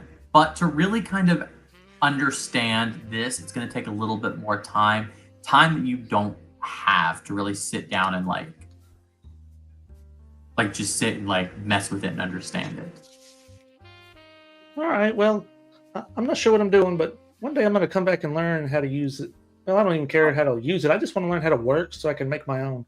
Well, honey, fair enough. If you get hired, you're going to get a pass that you can come in anytime, have a little conversation with me. We can have coffee and talk about your new show, all right?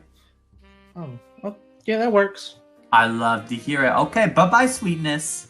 As she kind of gets back into her work and does this. Before I kind of move on with this slight time skip, anybody have any business that they want to do? Yeah, I want to go up to the secretary. Okay. And I'm gonna be like, hey, sweetheart. I'm not feeling my best day either. I saw you had a little extra ink. Do you think you could spare some? Oh, sweetness. Oh, that was the last thing I had on me. And I'm always someone that loves to give and give and give. And unfortunately, I don't have any more ink on me. But if you find any, I'd love to hear about it. Give me an insight roll.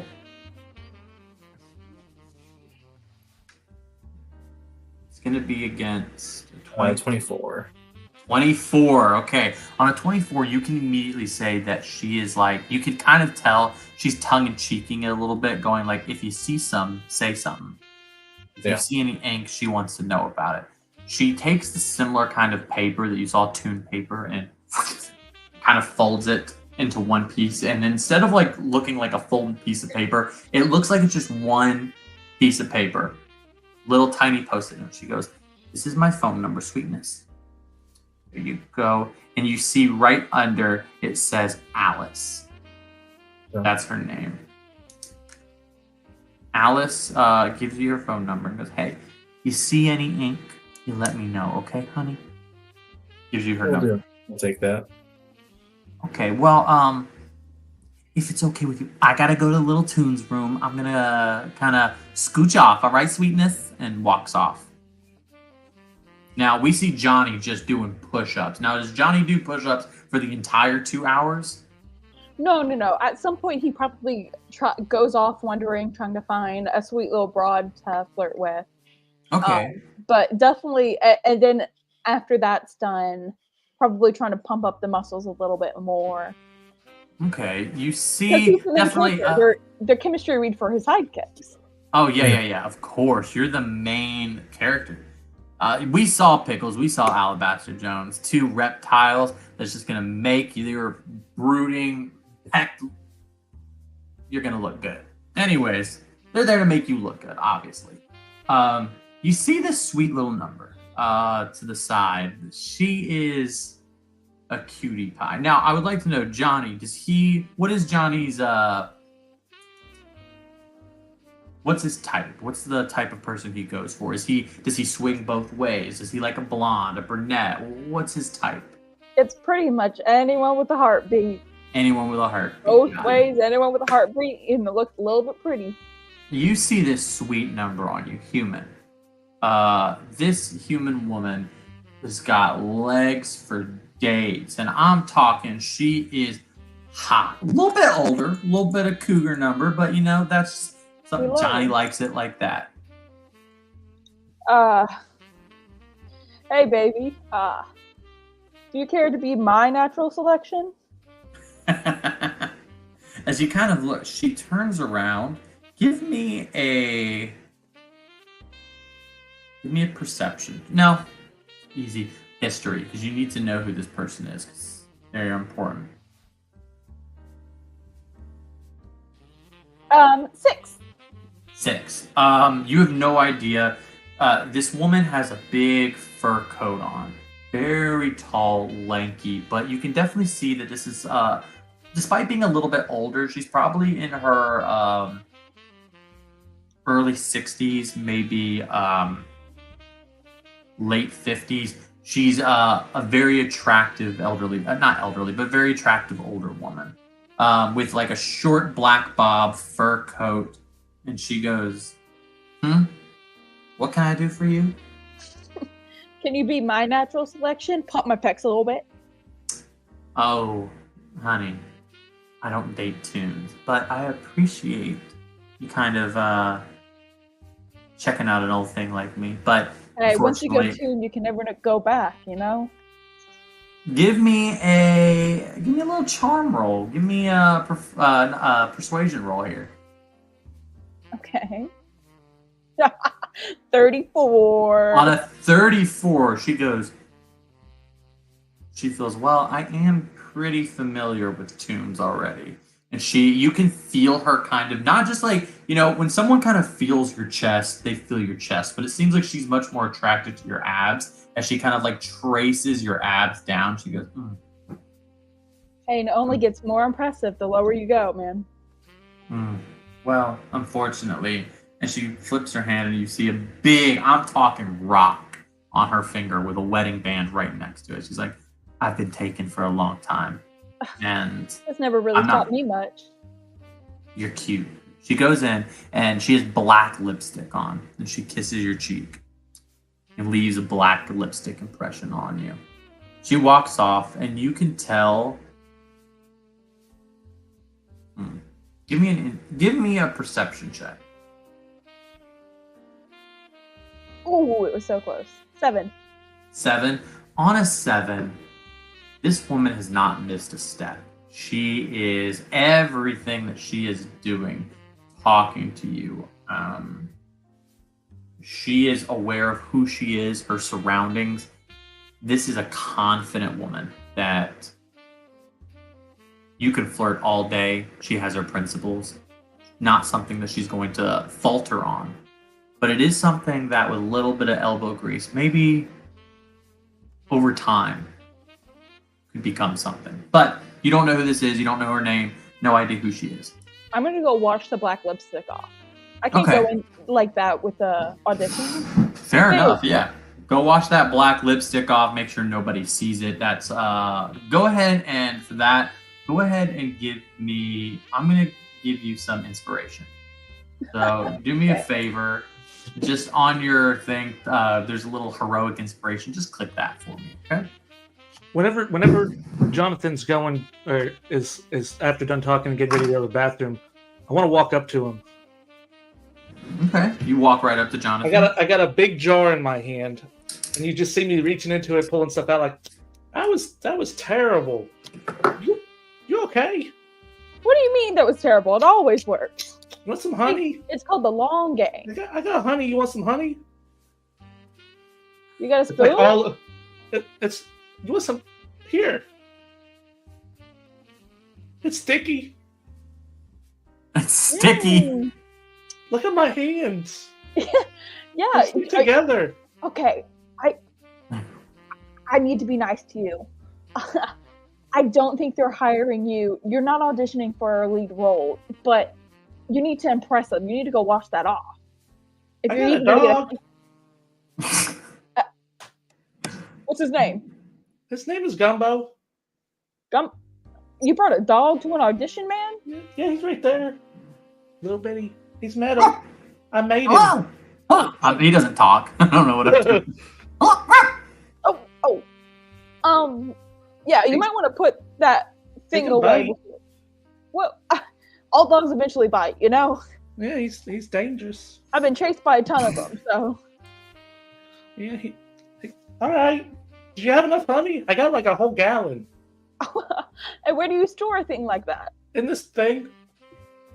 This thing. Describe what it is in your hand that you're showing. This thing. It's just like it looks like a big like clay jug with a top on it, like with Okay. the big stopper. Mr. Crocodile Man, help me out with this. You want some honey too? I'll come over to their conversation. Yeah, I'm good. I don't go too much for sweets. All right. Well, I can't change it till tomorrow. I'm just gonna put it back in my bag for now. I open the bag and just into a bag that probably shouldn't fit in. Oh, so that's where you keep it. Yeah, don't look in there. Whenever a woman says not to look in there, I always look. You get it? Alright. And I elbow Mr. Alabaster Jones. I got all kinds of stuff. You want to see? Did this become a show and tell? Yeah, I got stuff. You want something? Want to see? I got a loop. Look. Oh. I can't play it, but I got it. I'm actually really adept at the loop. You can't have it. It's mine. It's kind of sticky now. Yeah, I got my own at home. I'm I'll good. wash it later, and you can play it. I'll put it back for now. Yeah, because we'll definitely see each other later. Okay. Yeah. Okay.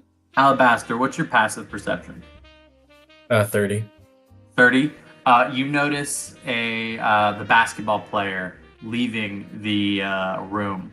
It seems that he's been in that room much longer than he should have. Well, he looks back and goes, "Thanks, Mr. Spotlight. I really appreciate the opportunity. I'll be hearing from you." And you don't hear anything. You hear just a muffled voice. Right. Definitely a trumpet playing. I don't know. Oh, it's the Charlie Brown voice. Yeah, Charlie Brown voice. You can definitely, if you want to try to hear it, you can try to do your perception rolls on it. Yeah, I'll try to hear it. I Go have ahead. advantage on perception. Go ahead. Oh no, that's advantage to see. So hearing wouldn't have advantage. Yeah, that's a 30, just a 31. Just a 31. Pretty good 30. You definitely hear.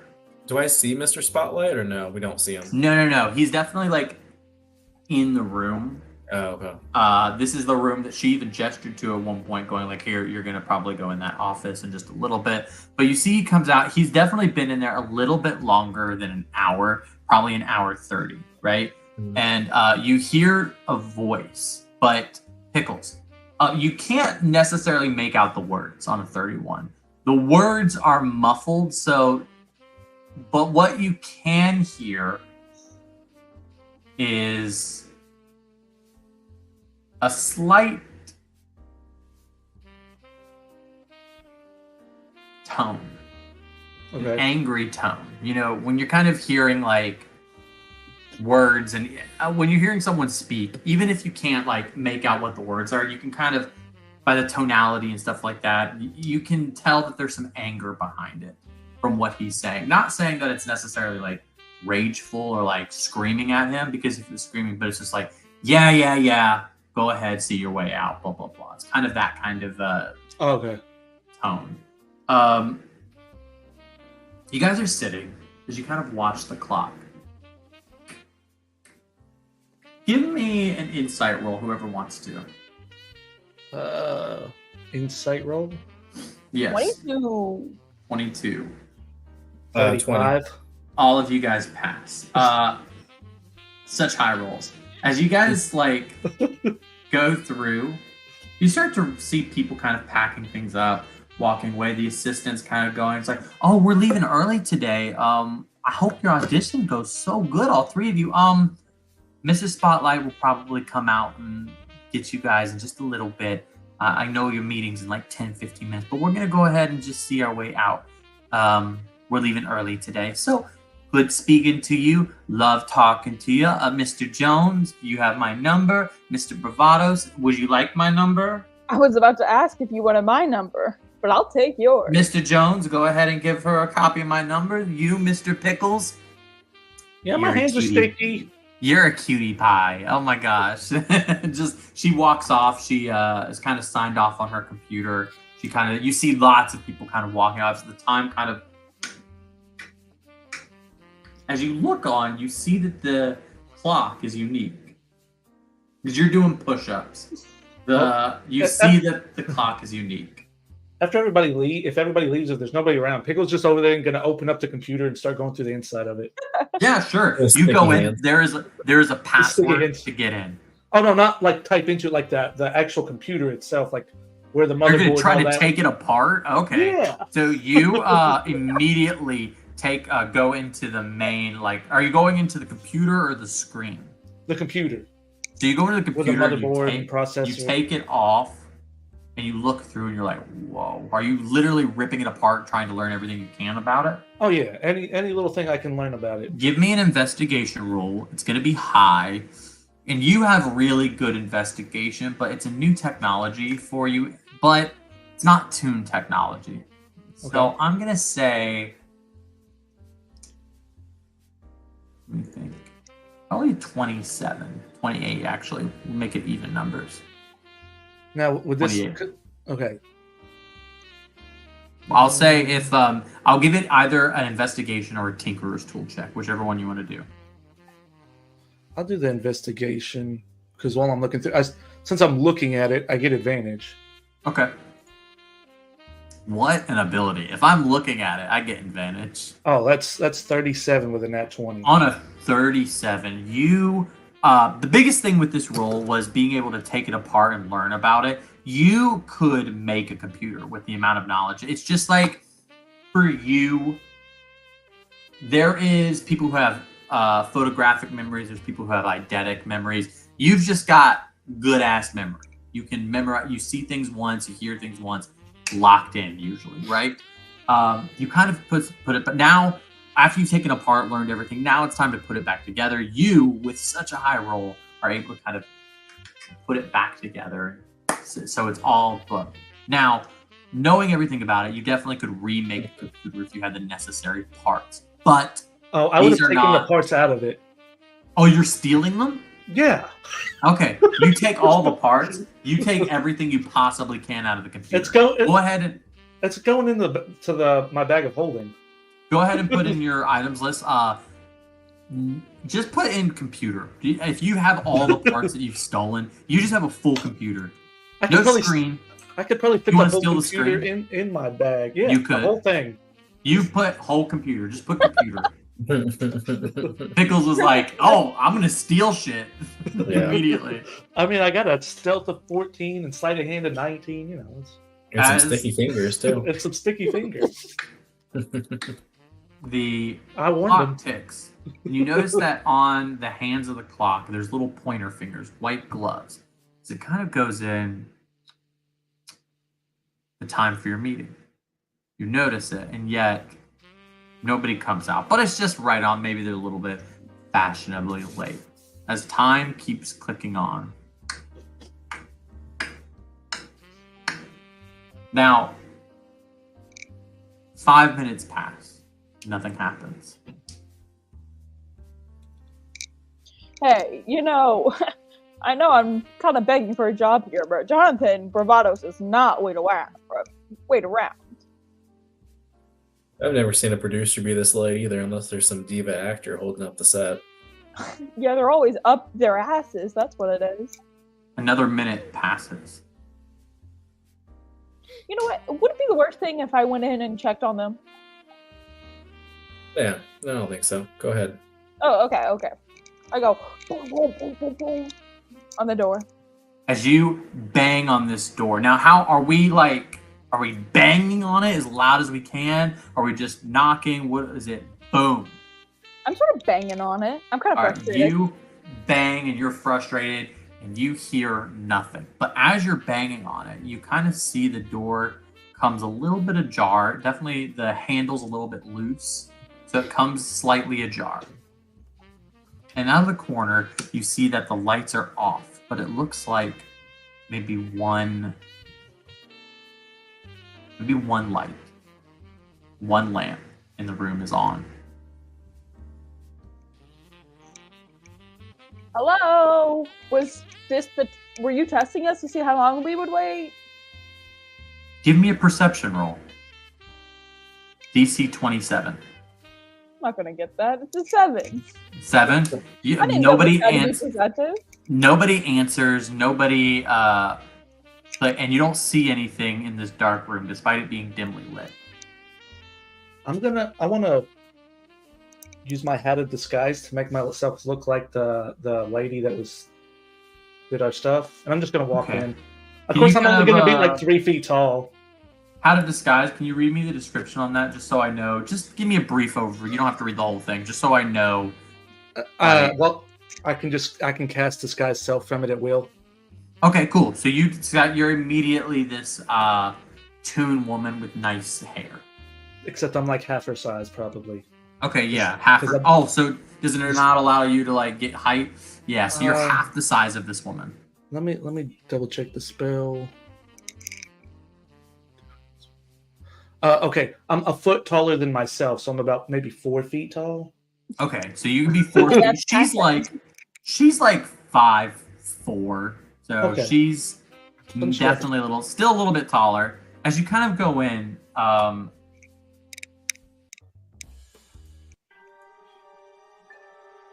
immediately everything in this room is wrong. The dimly lit lamp to the side looks like it has been cracked on the base, but it's still still able to give power to the bulb in it, and this room looks destroyed. Hey, did you guys hear that? The music changed. Huh? Fourth wall breaking like tune should. I love it. Oh, never mind. There's stuff broken in here. Oh, I'm sorry. It's time for you guys' interview. Come on.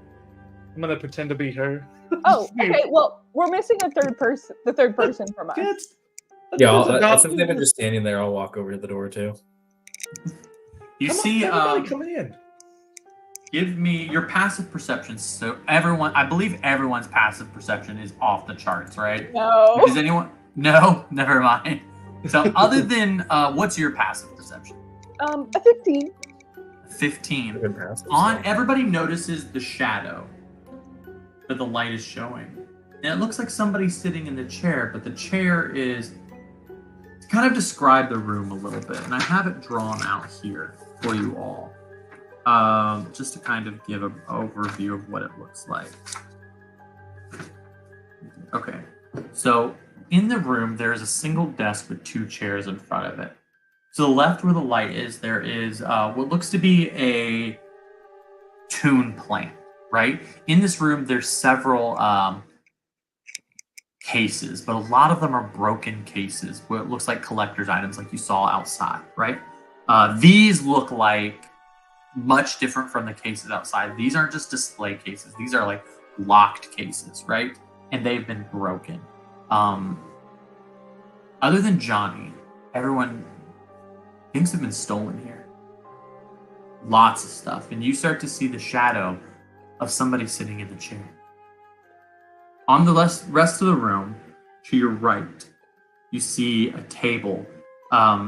It's a round table with 4 chairs connected to it. And on the table, you see a Rolodex. You guys don't remember what a Rolodex is because it was before, I think, all of our times. Just a big like roll thing full of different numbers. If I'm talking out my ass and everyone's like, we know what it is, I'm like, thank you. It's just a bunch of different numbers for different people, things. That's all that's there. But you see the shadow of this chair, somebody sitting in there. I'm gonna cast a message and say, "Hey, what are you doing?" The person sitting. I realized that and I was like, oh, let me sidetrack. You cast the message to who now? Are you casting the message to The person sitting in the chair. no answer back? I'm gonna cast Mage Hand and just kind of shake it a little bit. You Like shake push, it. like push it, You push the chair. or like the shoulder of the person. You push the shoulder, and it moves up, falls, and you see a body come outside of the chair, fall down. Okay, I gotta go. You guys see this? This guy's pretending to just sleep. Ma'am, I don't know. I didn't know you could cast magic. What magic? Did you kill him? It wasn't me. I go over to the body and try to see who it is. You look on face down, a brown jacket. But it is face down. You will have to turn the body to see the face, or give me a roll to kind of, or you could take a guess. It's up to you. I also have Mage Hand if I could just use that. Yeah, go ahead and use Mage Hand. Yeah.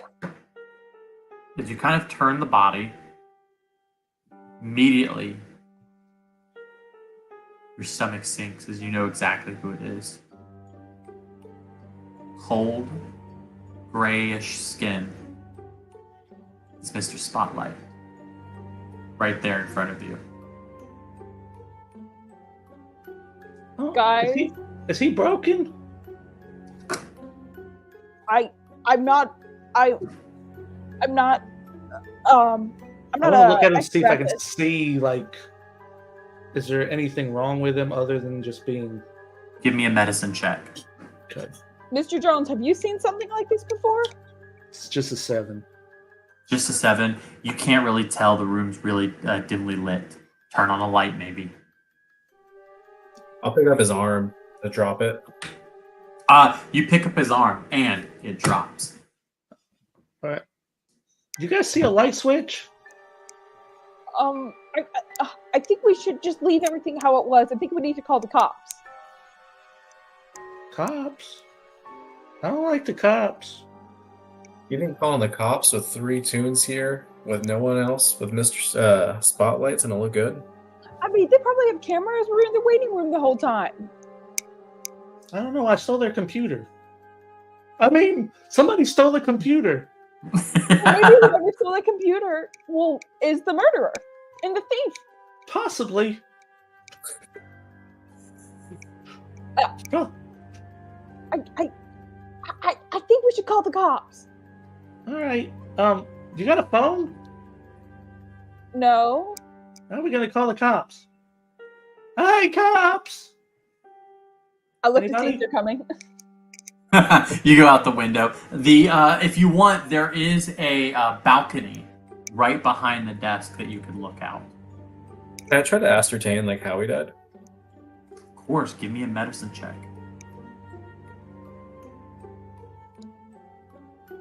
Um, 16. On a 16, strangulation. It looks like he has had some type of bruising, what looks to be a real thin cord wrapped around his neck. He's been strangled to death. Jonathan, do you walk to the balcony area? Sure. Okay, this is like I can't remember. I think it's called like a Juliet balcony, where it's like there's a little bit of a walk on to it, and right on the below you see what looks to be very obviously tune-like, a tunish like blanket, something that's been drawn on like an apartment or something like that, tied together by multiple, and you start to realize that it goes in different fabrics. It starts to be like a tune blanket, and then at the bottom it starts to look like rags from like that somebody did, and then it starts to look like, you know, that magic trick where they start pulling out handkerchiefs, and the rest of it, as it hits the bottom, goes in, and it looks like it flows all the way down, almost 10-15 stories up from this building. Guys, I fear a clown may have killed him. That makes perfect sense. Look at this. Did anyone see a clown here today? I'll come I over. saw- What makes you think it was a clown? I mean, look at these ropes. I saw a lady Please, wearing Robert. black lipstick kiss you. Is that a clown? No, Pixel, she is not a clown. Oh, you okay? I'm gonna drop the disguise since she knows who I am.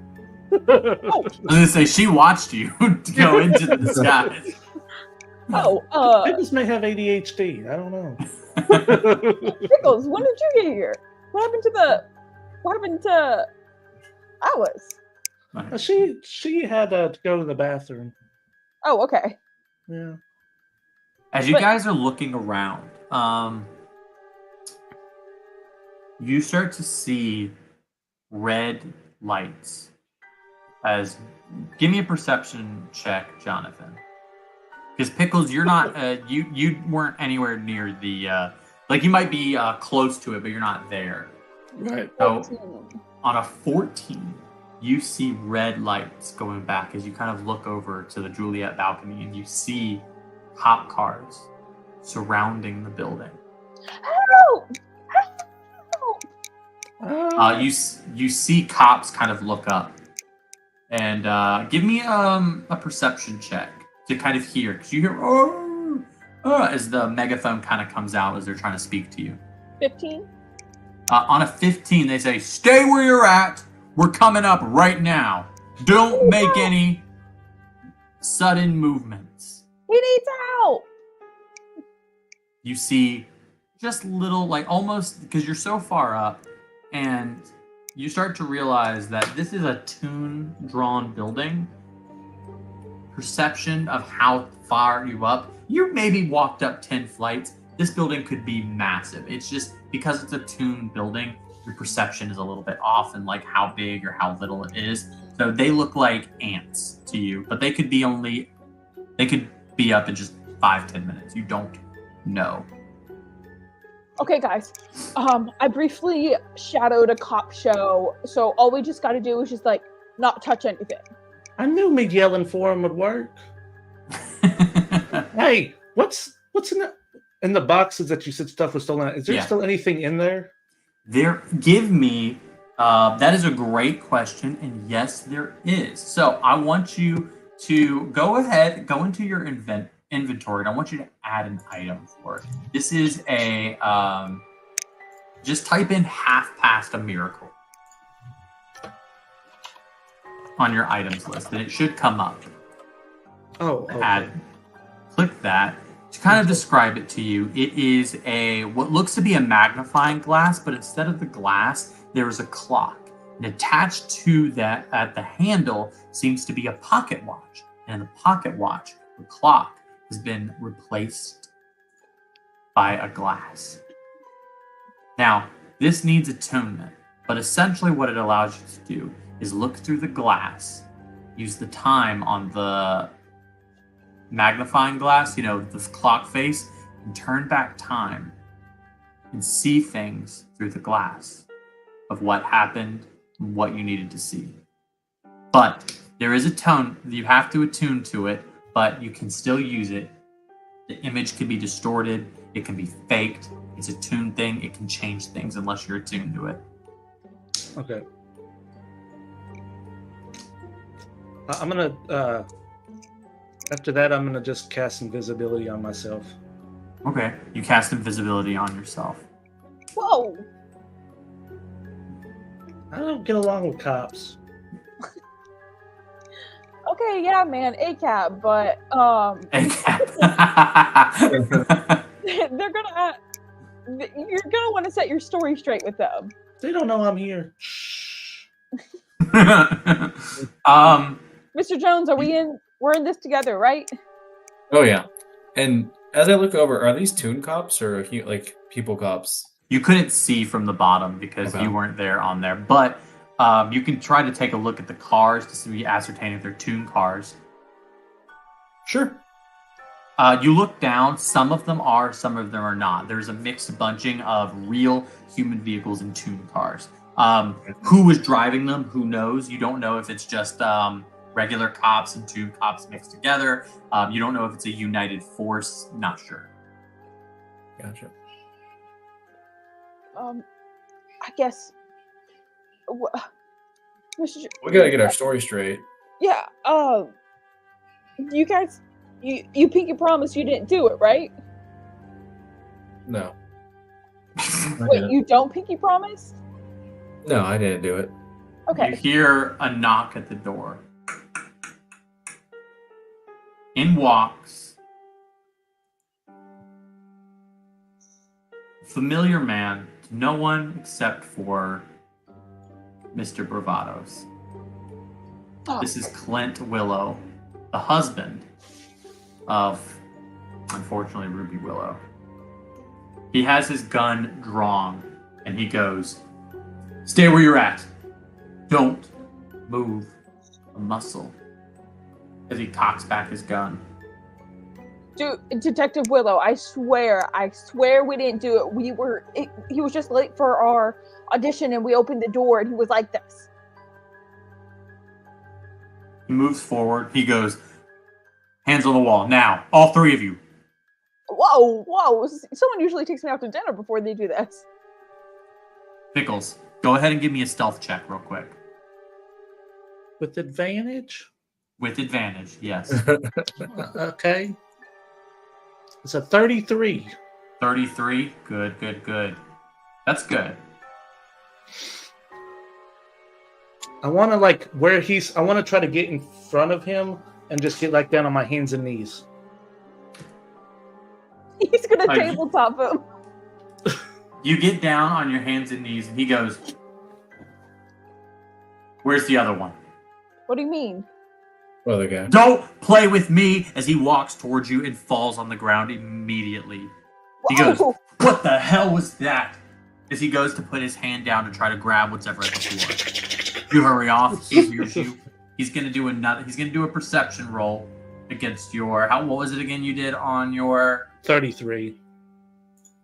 Try beating that. He doesn't get it. He wasn't able to beat it. He goes, both of you, hands on the wall now. Don't make me fire. I will say, actually, because of one item I do have, he wouldn't have even heard me moving. Okay, never mind. He can't even hear you moving, so therefore that perception check is null and void.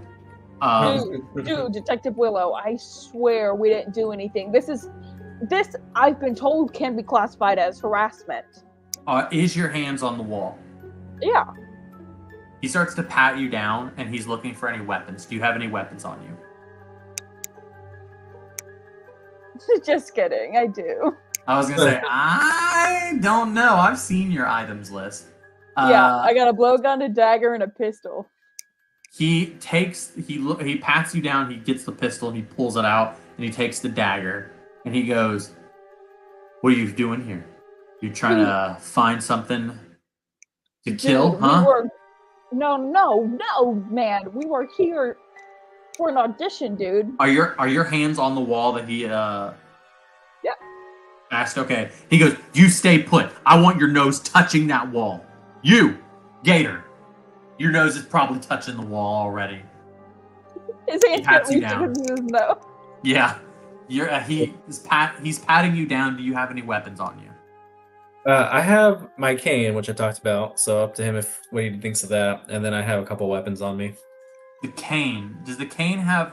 Because we talked about it a little bit, but remind me. Does the cane has like a knife or something attached to it? What does it do? Does. Okay. He's gonna do an investigation roll on it. If he doesn't see it as a weapon, you can keep it. Dude, he needs that to walk. Is there other cops? Since I ran out of the room, is there other cops behind him? There are cops outside of the room. He is the only one in.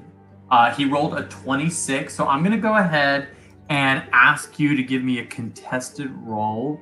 I'm going to say this is a survival or a stealth check, whichever one you want to roll. Survival or stealth? Yeah. Okay. If you want to I will also say if you want to try to convince him, you can give me 21 on a stealth check. He takes it and he clicks it, goes, and he pulls out the blade. He drops it back in. He takes the cane from you and he throws it to the floor. He puts his gun up to your back, and he goes, "We got a tip. A murder happened, and who do I find but 3 tombs, all in the same room as who we had the tip for?" Dude, the tip was us. That we just yelled for the cops. And What are you talking about? We didn't hear anybody yell. We got a call about an hour ago that a murder was about to happen, and we come driving down the road, going la-di-da, not thinking. It is a very confusing plot to our streets. What'd you say, Mr. Jones? Did he say it's suspicious someone said a murder's about to happen? Did it sound like any of our voices? You think anybody who's gonna call a murder is using their actual voice? It could have been any one of you. Yeah, it's killer If we behavior call 101. murder, why would we stay here? The whole staff left early. One of them could have done it. You know what? We don't have time for questions. We don't have time for you all here. Hey, cuff them. As they kind of go in and you see these guys come in and they say, "Hands on the wall, we're going to cuff you. Don't make any sudden movements." They go to cuff you. Do you try to fight back? Anything? You don't fight back. Alabaster, do you fight back at all? Right. Gumbo's gonna go bite one of them. Okay, Gumbo goes to bite one of them. Is Tex and Gumbo in the building with you? Tex is in there. He's probably Okay. just standing outside by the hallway. I figure a cop probably would have been watching him, but 100%. He has been arrested already. Does it just bite one of the regular cops that are not Clint? what one of them that goes to arrest one of the other two. He goes to bite. He goes, "God damn it! Put a leash on that damn thing!" Pulls his. You see Clint take his gun and points it right at Alabaster. He goes, Whoa. "Your dog." Does it hit? He does. Does it hit? Immediately hit for the bite? Yeah, it bites for sure. Not even a contested hit, but But Clint Willow, on a reaction, points his gun at Alabaster and go, "Your dog?" I don't have a dog, and I'll put my fingers like a gun towards him too. Smart ass, huh? He goes, "The tip was that there were 3 people here." He puts his gun and he presses it against your snout of your crocodile face, and he goes, "Where's the other one?"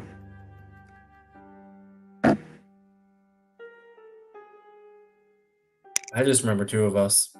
There was 2 of us, and then there was an assistant lady, and then the assistant lady left. He takes his gun, he puts it back into his holster, and he goes, "Tough to both of them. They're not answering any questions now, I can tell." While I'm invisible, since they can't hear me moving, I want to look at all these cops and see if I know or recognize any of them, like I've seen recently. Or Yes. Okay, Clint Willow, you 100% recognize. A lot of the other cops are humans, but there's a smattering of other tunes. One of the tunes is Deputy Klaus, which is a dog. But he is, but not like an anthropomorphic dog. He is an actual tune dog that's going and just barking at you. Give me a general perception check. Just Eddie or everybody? Just Pickles, yeah. 33. On a 33, this is not like a dog. It's not. It has much. While it may not be able to speak, it has much higher intelligence than it's a regular humanoid intelligence. Okay. It's a tune dog. So it's Deputy Klaus. Feel free to hang that up there. But that is the only one that you recognize because Deputy Klaus was a superhero dog. He had a superhero dog show, kind of like Underdog. He was a wore a cape, that kind of situation. Or you could think of if that's for our audience, who anybody's watching, if that's too bad of a reference or too old, Bolt from Disney, superhero dog.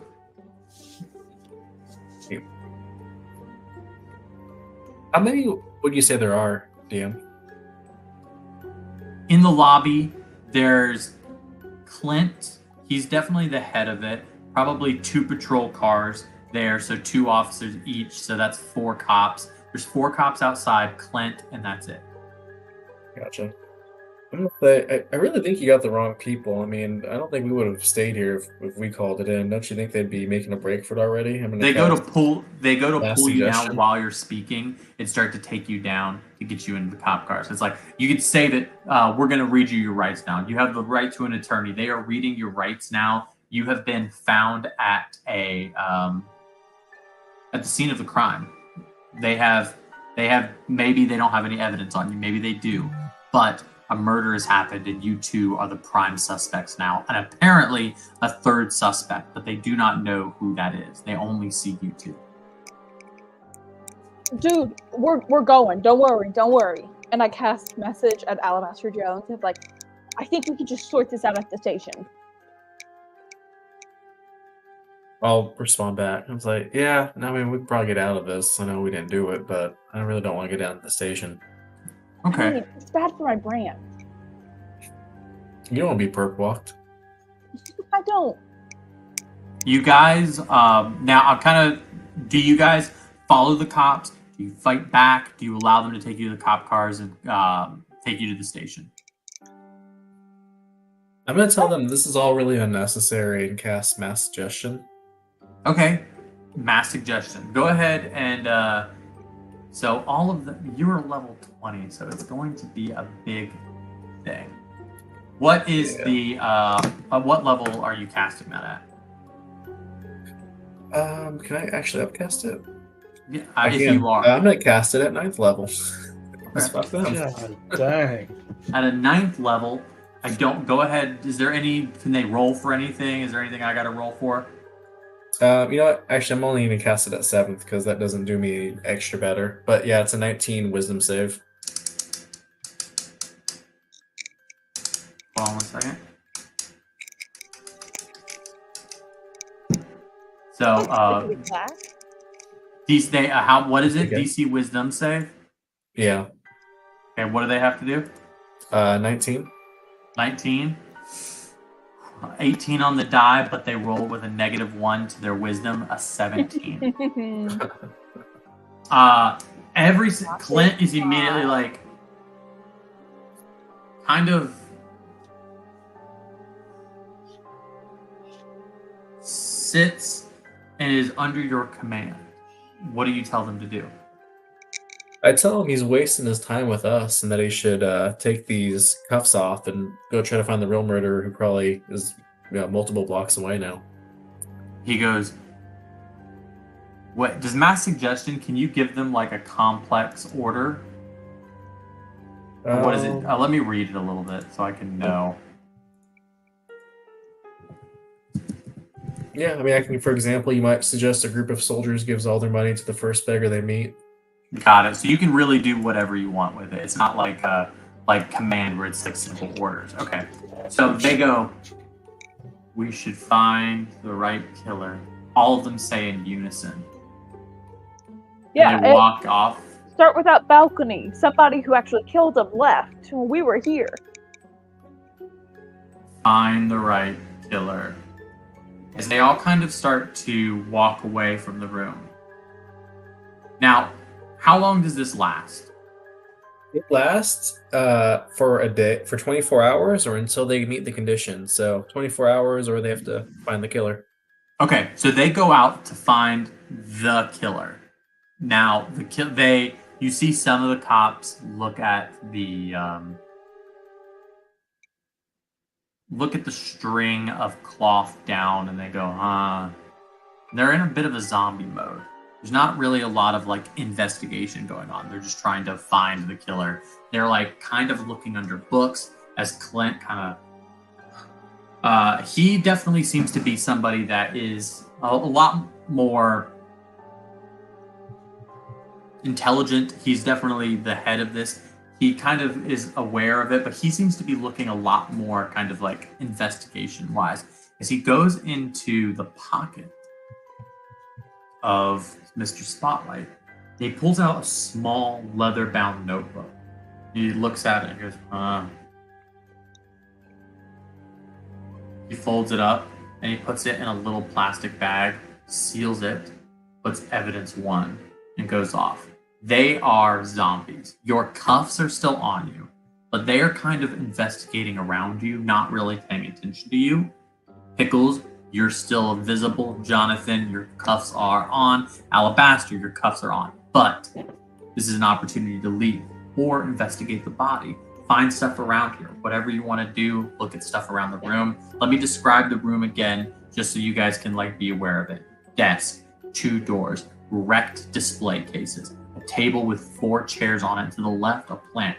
2 books that are side by side, but they are separated by about 5 feet from each other. One bookcase is basically in line with the corner of the desk. The other one is in line with the opposite corner. So they are kind of diagonally aligned.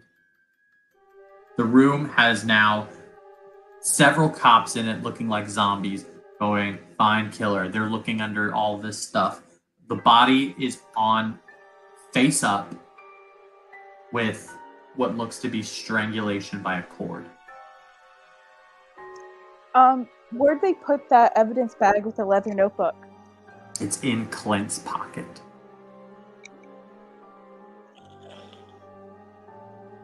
Shoot. I wish these handcuffs would come undone, Jonathan says as he's trying to do the same thing Alabaster did, not knowing he can't. Oh, he can't do it? No mass suggestion or anything? Okay.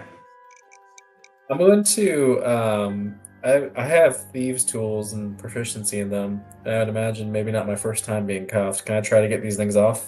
100%. It's going to be a low DC, DC 5. So it'd be for thieves' tools, so a thieves' tools check, whatever that is for you. I think it's So dexterity. I think it would, yeah, it's your dexterity. Okay. Dexterity plus proficiency if you're proficient in it. Yeah. Okay. So whatever I got here plus 6. 15. Got it. So on a 15, you're able to really just take your time with it, click, but you don't need the time. They come right off easily. Alabaster Jones is free from the cuffs. I go to get my cane back before helping JB, and then I take Yeah, JB. for sure. You take that, JB, you're able to get it off easily. Do you guys collect your things that you have, like, that he's kind of taken off of you? Oh yeah. I They're actually scattered go- on the floor. I go over to the balcony and untie the rope or the Okay. new cloths What the fuck? because I didn't want this to look like it was Lefty. Oh, So I wanted to blow okay. away in the wind. Okay. You just untie it and let it blow away in the wind. Mhm. Got it. You Dude. untie. Dude, what the fuck are you doing? That was our only thing that we had going for us. No, you got the notebook and stuff. We don't need that. No, I was gonna steal the notebook. Now I can't, because that was the only thing of being like, why would we kill him if the thief and killer would have left already? You'd still be in handcuffs if it wasn't for me. Okay, well, yeah, but I calmed them down. That's true. Yeah, I would have gotten us out of handcuffs if you just given me a little bit more time. While they're talking, I'm going to try to steal the notebook. Okay, give me a sleight of hand check. DC, it's going to be higher. DC, you hit it, 30. On a 30, DC, you you're hit it. able to come out little leather notebook. In the pocket of this leather notebook, you notice there's a slight slit in the front of the cover inside of the notebook. It seems like it has a place for a pen in it, but no pen. Whatever. And I will say this notebook looks expensive, and it has like gold inlays into the pages. So the pen seems important. Okay. But on it, you're seeing a couple things in it. One, in the pocket, you're seeing names, numbers, and notes. The names of the people that you are seeing are, and this comes with phone numbers as well. You see the phone number and name of a Sylvia Spotlight. Second, you see the name and phone number of a Frankie Fiddle. And third, you see the name and phone number of Freddy the Flounder. On the Now, would I know any of these people? give me a history check. 30. Sylvia Spotlight is the wife of Mr. Spotlight. She, former actress, stage actress. She is somebody that helped a lot with the creation of cartoons, but she's definitely like a housewife kind of character. She's done her time. She's somebody that kind of supports her husband. She's been to a lot of galas. She's very famous, but she's not really famous for doing anything as of late. She's Is been she known- cast. Is she known Yes. for black lipstick? Not known for wearing black lipstick, but she tends to wear black lipstick. Cool. Glad I got that straight. The second one that you would know, Frankie Fiddle, is a human child actress who is very, very famous in the same time that Toons are. But You say actress or actor? actress. Okay. She's known for a couple other things. She's a triple threat singer, dancer, and known to also be a great fiddle player. A little bit more about her is that she is very, very famous, but she kind of lost her hype after a while. She hasn't been in the spotlight for a long time. And finally, Freddy the Flounder, which you're the only one with a notebook. So do you show your fellow It would be party invisible members. with me right now. They wouldn't even be able to Okay. So you keep it. They don't see it. You do not know who Freddy the Flounder is. All right. I think we should just get the fuck out of here, right? Yeah. I don't think we want to be here any longer than we need to be. Yeah, You guys- figure out that come to the conclusion that we're the killers. They'll be you here for a guys while. Head out. Leave. Pickles, do you follow them? You are still invisible. How long does it last? An hour? How An long? hour. Yeah. Okay. I think that at this time you're still invisible. You've not been able to like really like take on a lot of stuff there. Yeah, I think that's it. Anything before you guys leave, or do you dip out? I grab my stuff. Okay, Maybe grab I'll your stuff Too. and dip out. All right, you all leave. There is sirens everywhere. Woo! While there was only 4 cops here, the entire building is surrounded by officers. All of you, give me a stealth check. Pickles, you have advantage on this stealth check because you are still invisible. Give me a stealth check to try to get away from these cops because they are everywhere. Pickles with a 33. Yeah. 28. 28. Oof. A nat 20. You all slink away. To kind of give a little bit more, Toons obviously are able to morph their bodies in different ways. You guys are literally able to kind of press yourself up against the walls and become flat. You disappear like ghosts, falling away. Jonathan following the lead of Alabaster. Pickles right on their tail. They don't even know you're there at this point. You are all sneaky as all sneaky can be.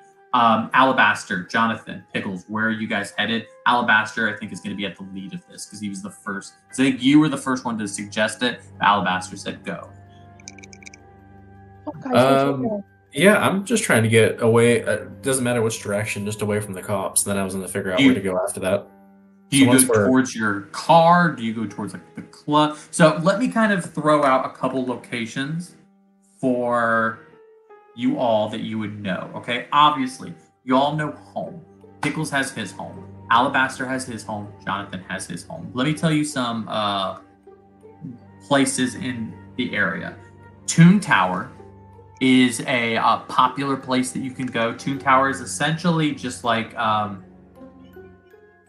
think of it like the Space Needle. It is a comically large tower that's kind of looks like the Empire State Building mixed in with a tower, essentially like any tall building. It looks like it's bits and pieces of it drawn together. Like it's a really smorgasbord of places you can go. It's connected to Wigglytown Park. Wigglytown Park is a very popular park. Think of it like it's a very popular park. Lots of Toons go there. Spotlight Mansion, which is the home of the home of the Spotlights. Alongside that, you could also go to Animation Station, which is the train station, and finally Black and Rainbow Room, which is Alabaster's like home base. Which, if I'm not mistaken, do you live at the Black and Rainbow Room, or do you have your own apartment, Alabaster? I think I live there, but I probably also have like a really small, like single studio-ish kind of like safe room away from it. Pickles, you were saying something. I would probably have in a message told Tex to take Gumbo back to our apartment. Which I would think- Gumbo has cuffs on. He was out in the hallway. He Cuffs on is a dog. literally, you message and him and the dog are like running back to your like him. Not the dog. Okay. The dog. Woo! Maybe before I left, I probably would have taken Tex's cuffs off. If Okay. possible. We did not say before, and you've already left. I'm not gonna allow that one just for now. We're gonna say that he has cuffs on, and I don't. Do you have stats for Tex? I don't have I stats do. for Tex. Okay. I do. Could he try to I'm break gonna- it? He could try to break it for sure. It's going to be an athletics check. DC, they're not. It's not going to be a lot. DC 15. Okay. I think I don't think he gets like stuff like that, but his strength is a +4, so I guess. Okay, then just give me a flat strength. It's only a 14. 14. He's not able to break it, but I'm also going to need a dexterity roll for him as well to see if he can sneak. The DC on this is going to be 20. Oh yeah, he can't even without a nat 20. It's The a dog 5. is able to skirt away. Get out, head straight home. It's fine. This is a smart ass little techno dog. But Tex, cuffed, he is not able to get away from the remaining cops. He is put in a cop car away. Hmm. Now, I understand that that part is probably part of your class features. Do not worry. We'll talk about that afterwards. But just know Tex has been arrested. Okay. Oh yeah, I know a place we can lay low for a little bit. Okay, I good. mean, good, you good, all good. can go, wherever you want, but I feel like the best thing for us right now is to stick together. Not because I'm scared or anything, though.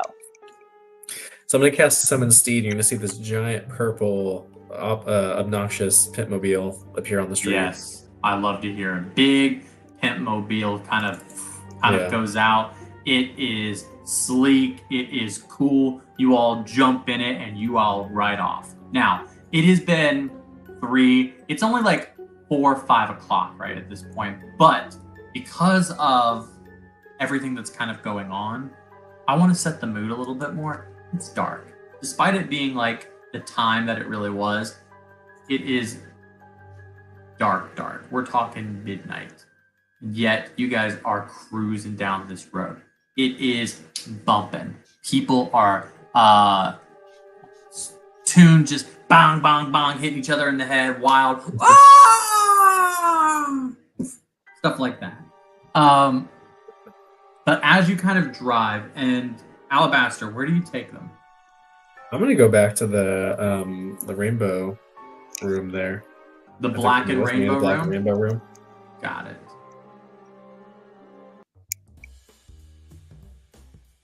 The black and rainbow room. I don't know, It guys. I feel is suddenly Hype. giddy. Immediately, we see people outside with saxophones playing. They are wild. Black and rainbow room looks hype. You see people going, "Hey, you coming in? You want to go? Hey, I got people dealing cards and dice outside of the black and rainbow room. All tunes, just wild, being crazy and stuff. There is a red velvet rope with a big, I'm talking gorilla with a bow tie on, going, if you want to come in, or there's going to be a $10 surcharge. You come in and wild. I'm talking, this is a casino, a club, a strip joint, all thrown in together, wild black and rainbow room. Alabaster Jones, you've taken him to the hype spot. Dude, this is much better than my place I was gonna take you guys to. Are y'all hiring by chance? I'm a great bartender. Well, I gotta get in for you, but let's get in there first, and I'll walk up to our big gorilla friend. You go up to the big girl and goes, "Hey, AJ, how you been?" We're good, but I got some friends with me here, and we just need to lay low for a little bit. You know how it is. Oh, friends, you bring some girls to the place. I know that we like a couple girls for the party. I know in the private rooms we got downstairs, there's lots of stuff going on. No, just a quiet night tonight. Hey, is the boss in tonight? Oh, of course, boss is in every night. You know how he works. He likes to keep things right on top. He likes to be on top of things. All right, good. All right, yeah. Hey, my friends and I are just gonna come in right now. All right. Yeah, you all are more than welcome to come in. Ooh. Problem What is it? though. AJ, here's the thing. Boss wants to talk to you for a little bit. That he's a little bit busy. You do me a favor. Just kind of stay out of the way of his office for a second. Just enjoy the club, have a good time, but stay away from the office. He's a little bit on edge today. Okay. He'll find me when he wants me, or He'll find you when he wants. He wants to talk to you, Okay. just not right now. okay. Hey, let's grab a drink then. Fair enough. So, AJ, you know the kind of layout of this area, but Pickles and Johnny, I don't think you've ever been here. Jonathan may have been here. Pickles, you don't see the type that would come to a place like this. Jonathan, feel free to tell me if you have. But this is, like I said, it is a casino. It is a strip club. It is a club all thrown together. We're seeing 4 floors. The first floor, the floor that you walk in, is hype. I'm talking jazz players, similar music that's kind of playing, just people are swing dancing, spins. And this is a tune exclusive club. So when I say dance, think mask, think helicopters. There's dogs banging on tables. It is wild. People are not just, but there's no bars. There's no alcohol on this area. That, they know it gets hype. They know it gets wild. This is where you dance. This is the place. Right above this, every other floor has massive amounts of alcohol, massive amounts of food, kitchen, bars. The floor right above it, that is your, that's like your strip club area. They're above, there's stripper poles around there. Kind of wild. The type of strippers that you're kind of seeing are a mixed group. When it comes to tunes, every tune's got its own little vice. We've got tall tunes, short tunes, animal tunes. We've got tunes of different ethnicities. We got tunes of different racial backgrounds. We've got tunes of different species everywhere. What you need, they've got it here. This is different from hold on, let me remind myself of the name. This is different from the strip club the Dripping Lollipop. A little bit different from the Dripping Lollipop in the sense that the Dripping Lollipop is a strip club, but it's a seedy strip club, if I'm not mistaken. Please correct me if I'm wrong. It's a seedy strip club. This is like going to Atlanta parties. This is wild, crazy. The layers above that are a little bit different. The third floor looks more like a piano lounge. This is where you go to sit, smoke a cigar, drink. It looks like even that area is closed off. For some reason, Alabaster would notice, maybe you not, it is always quiet, other than what's in the room. So the rest of the rooms don't really get wild, right? And the next room above that is it's a casino. People playing slots, but it's a private casino. Only the top echelon of this place get to go in there. So therefore, that is where Lefty's office is at. So it's private casino, right? Where do you guys want to go? Dude, Alabaster, I'm telling you, I perform all the time at my old place too. I would fit in great here. I don't doubt it. They hire a lot of tunes. I'll put in a word for you if you want. You said, what did you call me? A tune. Oh, sorry. I thought you said goon. So, not me. Hey, do they got food here? Oh yeah. Okay. Yeah, we can go get something to eat. As you kind of go up, you see this very skinny, pretty would be the wrong word. She is attractive. She goes up to AJ and she goes, AJ, baby, we haven't seen you in a couple days. Where you been? A little here, a little there. Had an audition.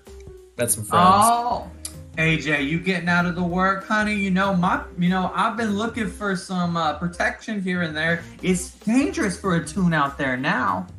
Oh, you're telling me. I provide excellent protection. It's one of my highest ratings, I can make guns. Okay, Pickle's loaded, ready to strap. Jonathan, give me a persuasion roll here.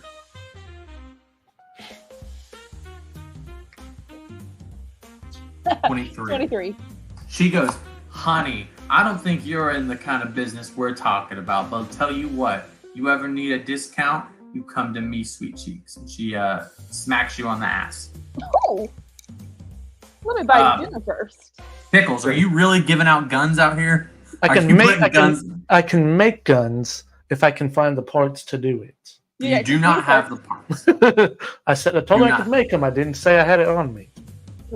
She smacks Johnny's butt. Pickles, you are no longer invisible. It's definitely been an hour of driving. Which floor do you go to? If or is there like business that you want to do? Johnny, do you want to go strip? What do you want to do?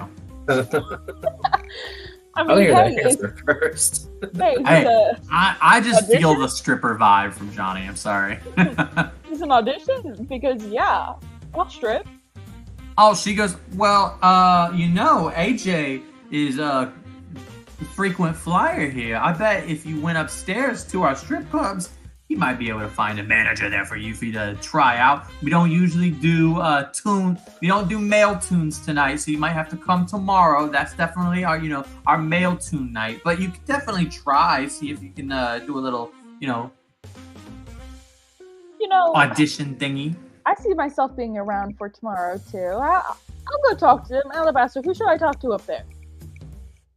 I tell her exactly who the manager on that floor is. Yeah, the manager is somebody that not like super well, but someone Okay. that you are definitely aware of. It is, hold on, let me get the name right here. Someone named Dwight. Yeah. It is Freddy the Flounder. Oh shit, it's Freddy. Okay. What was that name? Freddy the Flounder. Oh, when I hear him, Alabaster, say it, I ask him to say it. Alabaster, what'd you say? What was that name? Freddy the Flounder. He's Okay. he's actually my boss. He sounds like a good guy. Mhm. He's all right. Freddy the Flounder, just to kind of give you an update, since Alabaster knows him pretty well, he is a goldfish, right? He wears a blue suit, and he's the former lead of a show, meant for toddlers. He's very much a bluey, kind of this. Now, he runs the strip club alongside, helps Alabaster Jones with his assorted affairs. Flounder left his show after other tunes on his shows, their checks got cut, essentially. You work for us for free or nothing. So Freddy the Flounder quit on the spot, despite him actually getting paid more. But Freddy is not a paragon. Even though they were getting paid pennies on the dollar and then immediately get cut in his paycheck, he quit alongside them before all tunes kind of got fired, right? Like I said, he's no paragon, and after leaving his show, he was recruited by former tunes to take over a slice of San Animadas. He's handsomely paying his tunes in stolen money from robberies all over studio assets. So he robs studios all around. Alabaster knows all of this, but he is tied with lots of assorted affairs. Prostitution, he's tied with strip clubs, he is crime, he is the big guy. Now, the only person above him is Lefty, right? Now, obviously, Lefty is the owner of this lounge, right? The Black and Rainbow Room. But his influence is due. He has a cult following. Lefty is somebody that kind of describe him a little bit.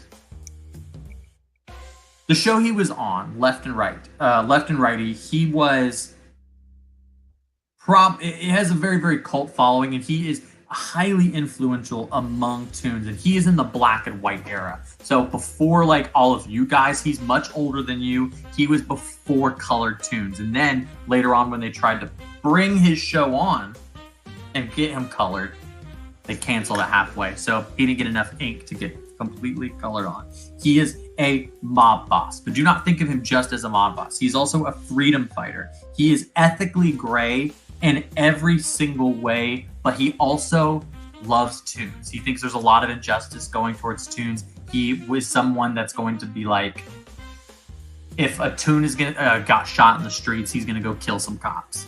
If he finds out that there is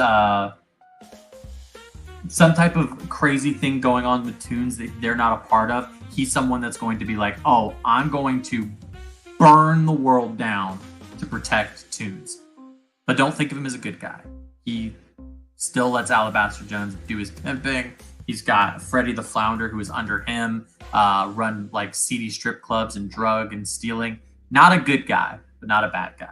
So those are the most influential people here. But there is one other person that you will take note of here in the streets, is in this club. Johnny, you notice Ruby Willow, better known as Willow. is in this club. She is not. She is dancing, and she is just vibing, dancing right there. But she does not notice you. I'm gonna go up to her, put my arm around her waist, and whisper to her. You go right up to Ruby Willow. She kind of slides her back into yours and puts her hands right up on your neck, not realizing who you are. And what do you whisper to her? Hey, baby. I'm about to go perform upstairs. If you want to see it, I can perform for you. She turns around. She goes, well, you know, I am a little Johnny. What, baby? Thought I told you, don't be coming around. We're not supposed to be seen in public. You know that, right? Yeah, but this isn't just like any public. Come to the second floor. Watch me dance. I guess there's no trouble. Not like my husband come in here. Fine. I'll go see you dance. I got some of my girlfriends I gotta talk to, okay? So let me talk to them. Let me see what they're doing, and then I'll come upstairs, all right? Okay. You're dancing, right? You're not wasting my time? Absolutely not. Right. You're dancing. I'll come up and see you. I would never. Okay, I'll see you up there, sweet cheeks. Hey, Alabaster, are we gonna get that food? Yeah. 1 second. Who were we talking to a second ago? Were you talking? You mean the bouncer or No, the girl we were talking to? I don't know if I heard her name. Oh, she's a hooker, random hooker that knows you. We don't give hookers names. Her name is Lola. I've got a bunch of names written down here for when you guys ask me names for characters that I have not expected. Lola. Lola the hooker. That's gonna be her name. I'm literally gonna put it in. What's her name? She's a Lola. hooker. I give Lola like little kisses on the cheeks for just like a general greeting or like saying bye to her, and then I'll go take Pickles over to a bar to get some food. All right. You take Pickles upstairs to the. You gotta do it. Do you go to the strip club or do you go to the quiet bar, like the piano lounge? I'll go to the strip club because I know JB wants to go there. They probably have some prime rib on Oh, for sure. at the strip Now, club. when you go to this strip club, it is some really awesome food. I'm talking hot dogs, cheeseburgers. I'm talking bar food. This is the good stuff. Mozzarella I saw him sticks. put down those wieners. For I know he's stoked for this. Oh yeah, good stuff. Right there's a restaurant. You're more than welcome. You see a bartender, kind of honestly looks a little bit like Johnny, but has a little vest on and a bow tie, but there's no shirt under the vest. And he looks a little bit like a commando, like a G.I. Joe kind of character. He's got scars. He looks like he's got a tattoo on one of his arms that says Semper Fi, even though doesn't say Semper Fi. It has something that's like silly cartoon G.I. Joe bullshit, like Scorpion Team, something like that. But it's this bartender, and he goes, yeah, what can I get you guys? What can I get for Some food? Well, what kind of money do you just take just the $2, regular dollars? What do you guys take? Hey, $2 is always accepted here. Feel free to. What you having? I got like a $5. What can I get? $5. Get you a couple hot dogs, maybe a soda. All right, that works. Sounds good. You go ahead and hand the $2 over. He gives you a couple hot dogs. He puts it on the table. He slides a tall soda for you. There you go. I just suggested soda. I can get you something harder if you want. No. No? Yeah. Okay, yeah. A couple hot dogs, soda. There you go. You two want anything? Yeah, I'll take a Jack and Coke with Maker's Mark and Dr. Pepper. Got it. That's not how a Jack and Cokes make. He spins a bottle with Maker's Mark and he puts it in. He cracks a can of cola, and it is for a Jack and Coke made with Maker's Mark. It is awesome. It tastes good. You can definitely tell he's taken a little bit of orange slice and sprayed that on the rim. It is definitely it's smoky, but it's also a little sweet. It tastes pretty good. Dude, how do you make this taste good? Recipe. I always follow the recipe and it never tastes good for me. You must be a shitty bartender, Johnny. Oh, AJ. Hey, AJ. What you doing? Hey, what are you having? Just the usual. Get me just a whiskey. But hey, is Freddie in right now? Freddie. I haven't seen him in his office. I can see if he's back there. Yeah, go check for me if you don't mind. Give me a second.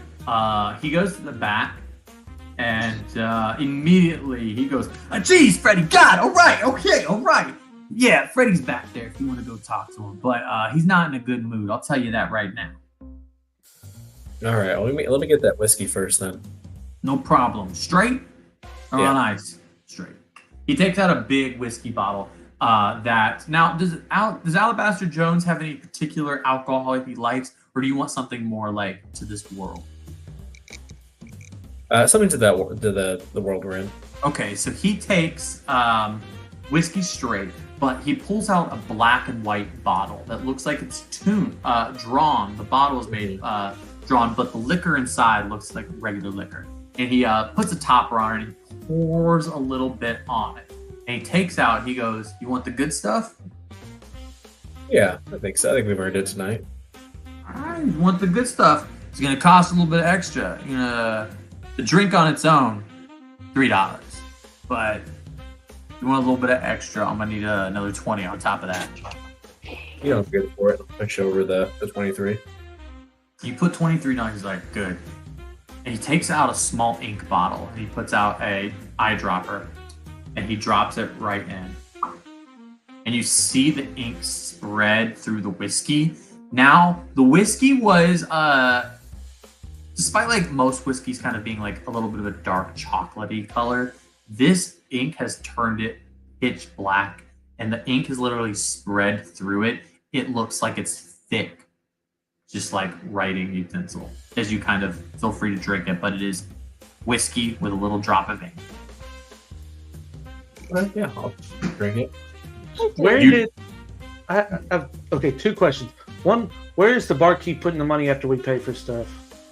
Oh, he takes the money and he has a little billfold that he has it in like cash things. So he puts that in there, and anytime it looks like he has a cash register in front of him.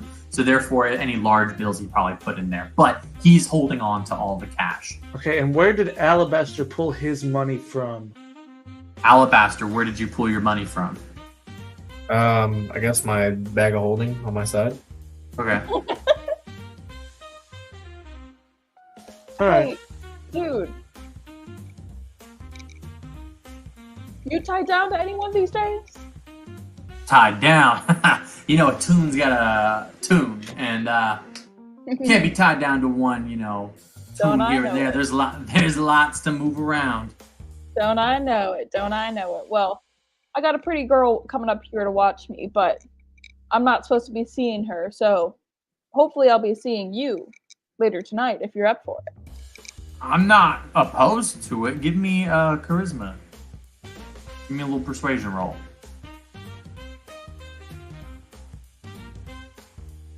That's a natural 1, but it's a 17. Ooh, a 17 on a natural 1. He goes, look, I don't really swing that way, but I appreciate the offer.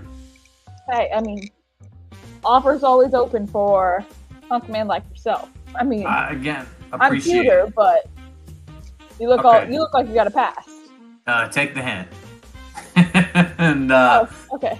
that's kind of pulls away. But he gives you whiskey with some ink, pickles. You've got your food in front of you. What did you ordered your Maker's Mark and Coke? Jack and Coke. And as he kind of goes, he goes, I got some other customers. If any of you need me, feel free to just kind of ring the bell. And he kind of puts a bell right in front of you. And who Listen. do we ask for? Oh, you can call me Cliff. Okay, Cliff. Good talking to you. Is Walks he big away. and red? He is not big and red. All right. Mm. Hey, Alabaster, he didn't seem real, he's not wearing a shirt. Is that sanitary? Seems unsafe in the workplace. You know what? You might need to call OSHA. I don't know. I don't see a lot of shirts around here. I think that would be more like the FDA or something like that. Possibly. As you guys are talking, all the lights go off. Oh, It is are you dark. having a stroke? It is dark in the room. As you hear, ladies and gentlemen, I like if you are not in the piano bar lounge area, feel free to take your attention to the televisions in every single room. As our lovely performer walks on stage. You guys aren't, but you see on the television, kind of goes up a spotlight. And walks forward a woman in a very beautiful black dress, a tune woman with curly red hair. She is gorgeous. Almost, if not exactly as gorgeous as Ruby Willow. She taps on it, and you hear ring, and then the most beautiful voice comes out. Go ahead, whoever wants to, give me a history roll.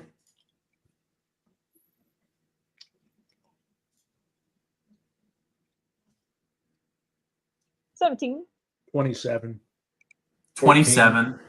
14. On the 27, Pickles, you recognize who this is immediately. And all of you are kind of stunned by her beauty. Ladies and gentlemen, the songstress herself, Lisa Lovelady. Pickles, you notice her to be the Spotlight Princess, Lisa Love, not Lisa Lovely that they're calling her here. So, on that note, we are going to end our session here tonight. Let the drum rolls kind of come in. What an awesome first session. We have got so many cool things. Is Pickles going to steal the cash, which I think he probably will? Is Jonathan going to get on a stripper pole and make, I don't know, twerk? We'll see what happens. I have no idea. Which will probably happen. Performance rolls for days. Is Alabaster ever going to get his money from his assortment of lady daywalkers? Who knows? We'll never find out until the night. Well, I don't know. Well, they hired gingers. Women of the night. Women of the night. You guys are going to have to find out on our very Tunes next night. time with our Tenacious Tunes. Y'all have a great night, and I hope to see you guys next time. Boom, boom, and I don't care. I'm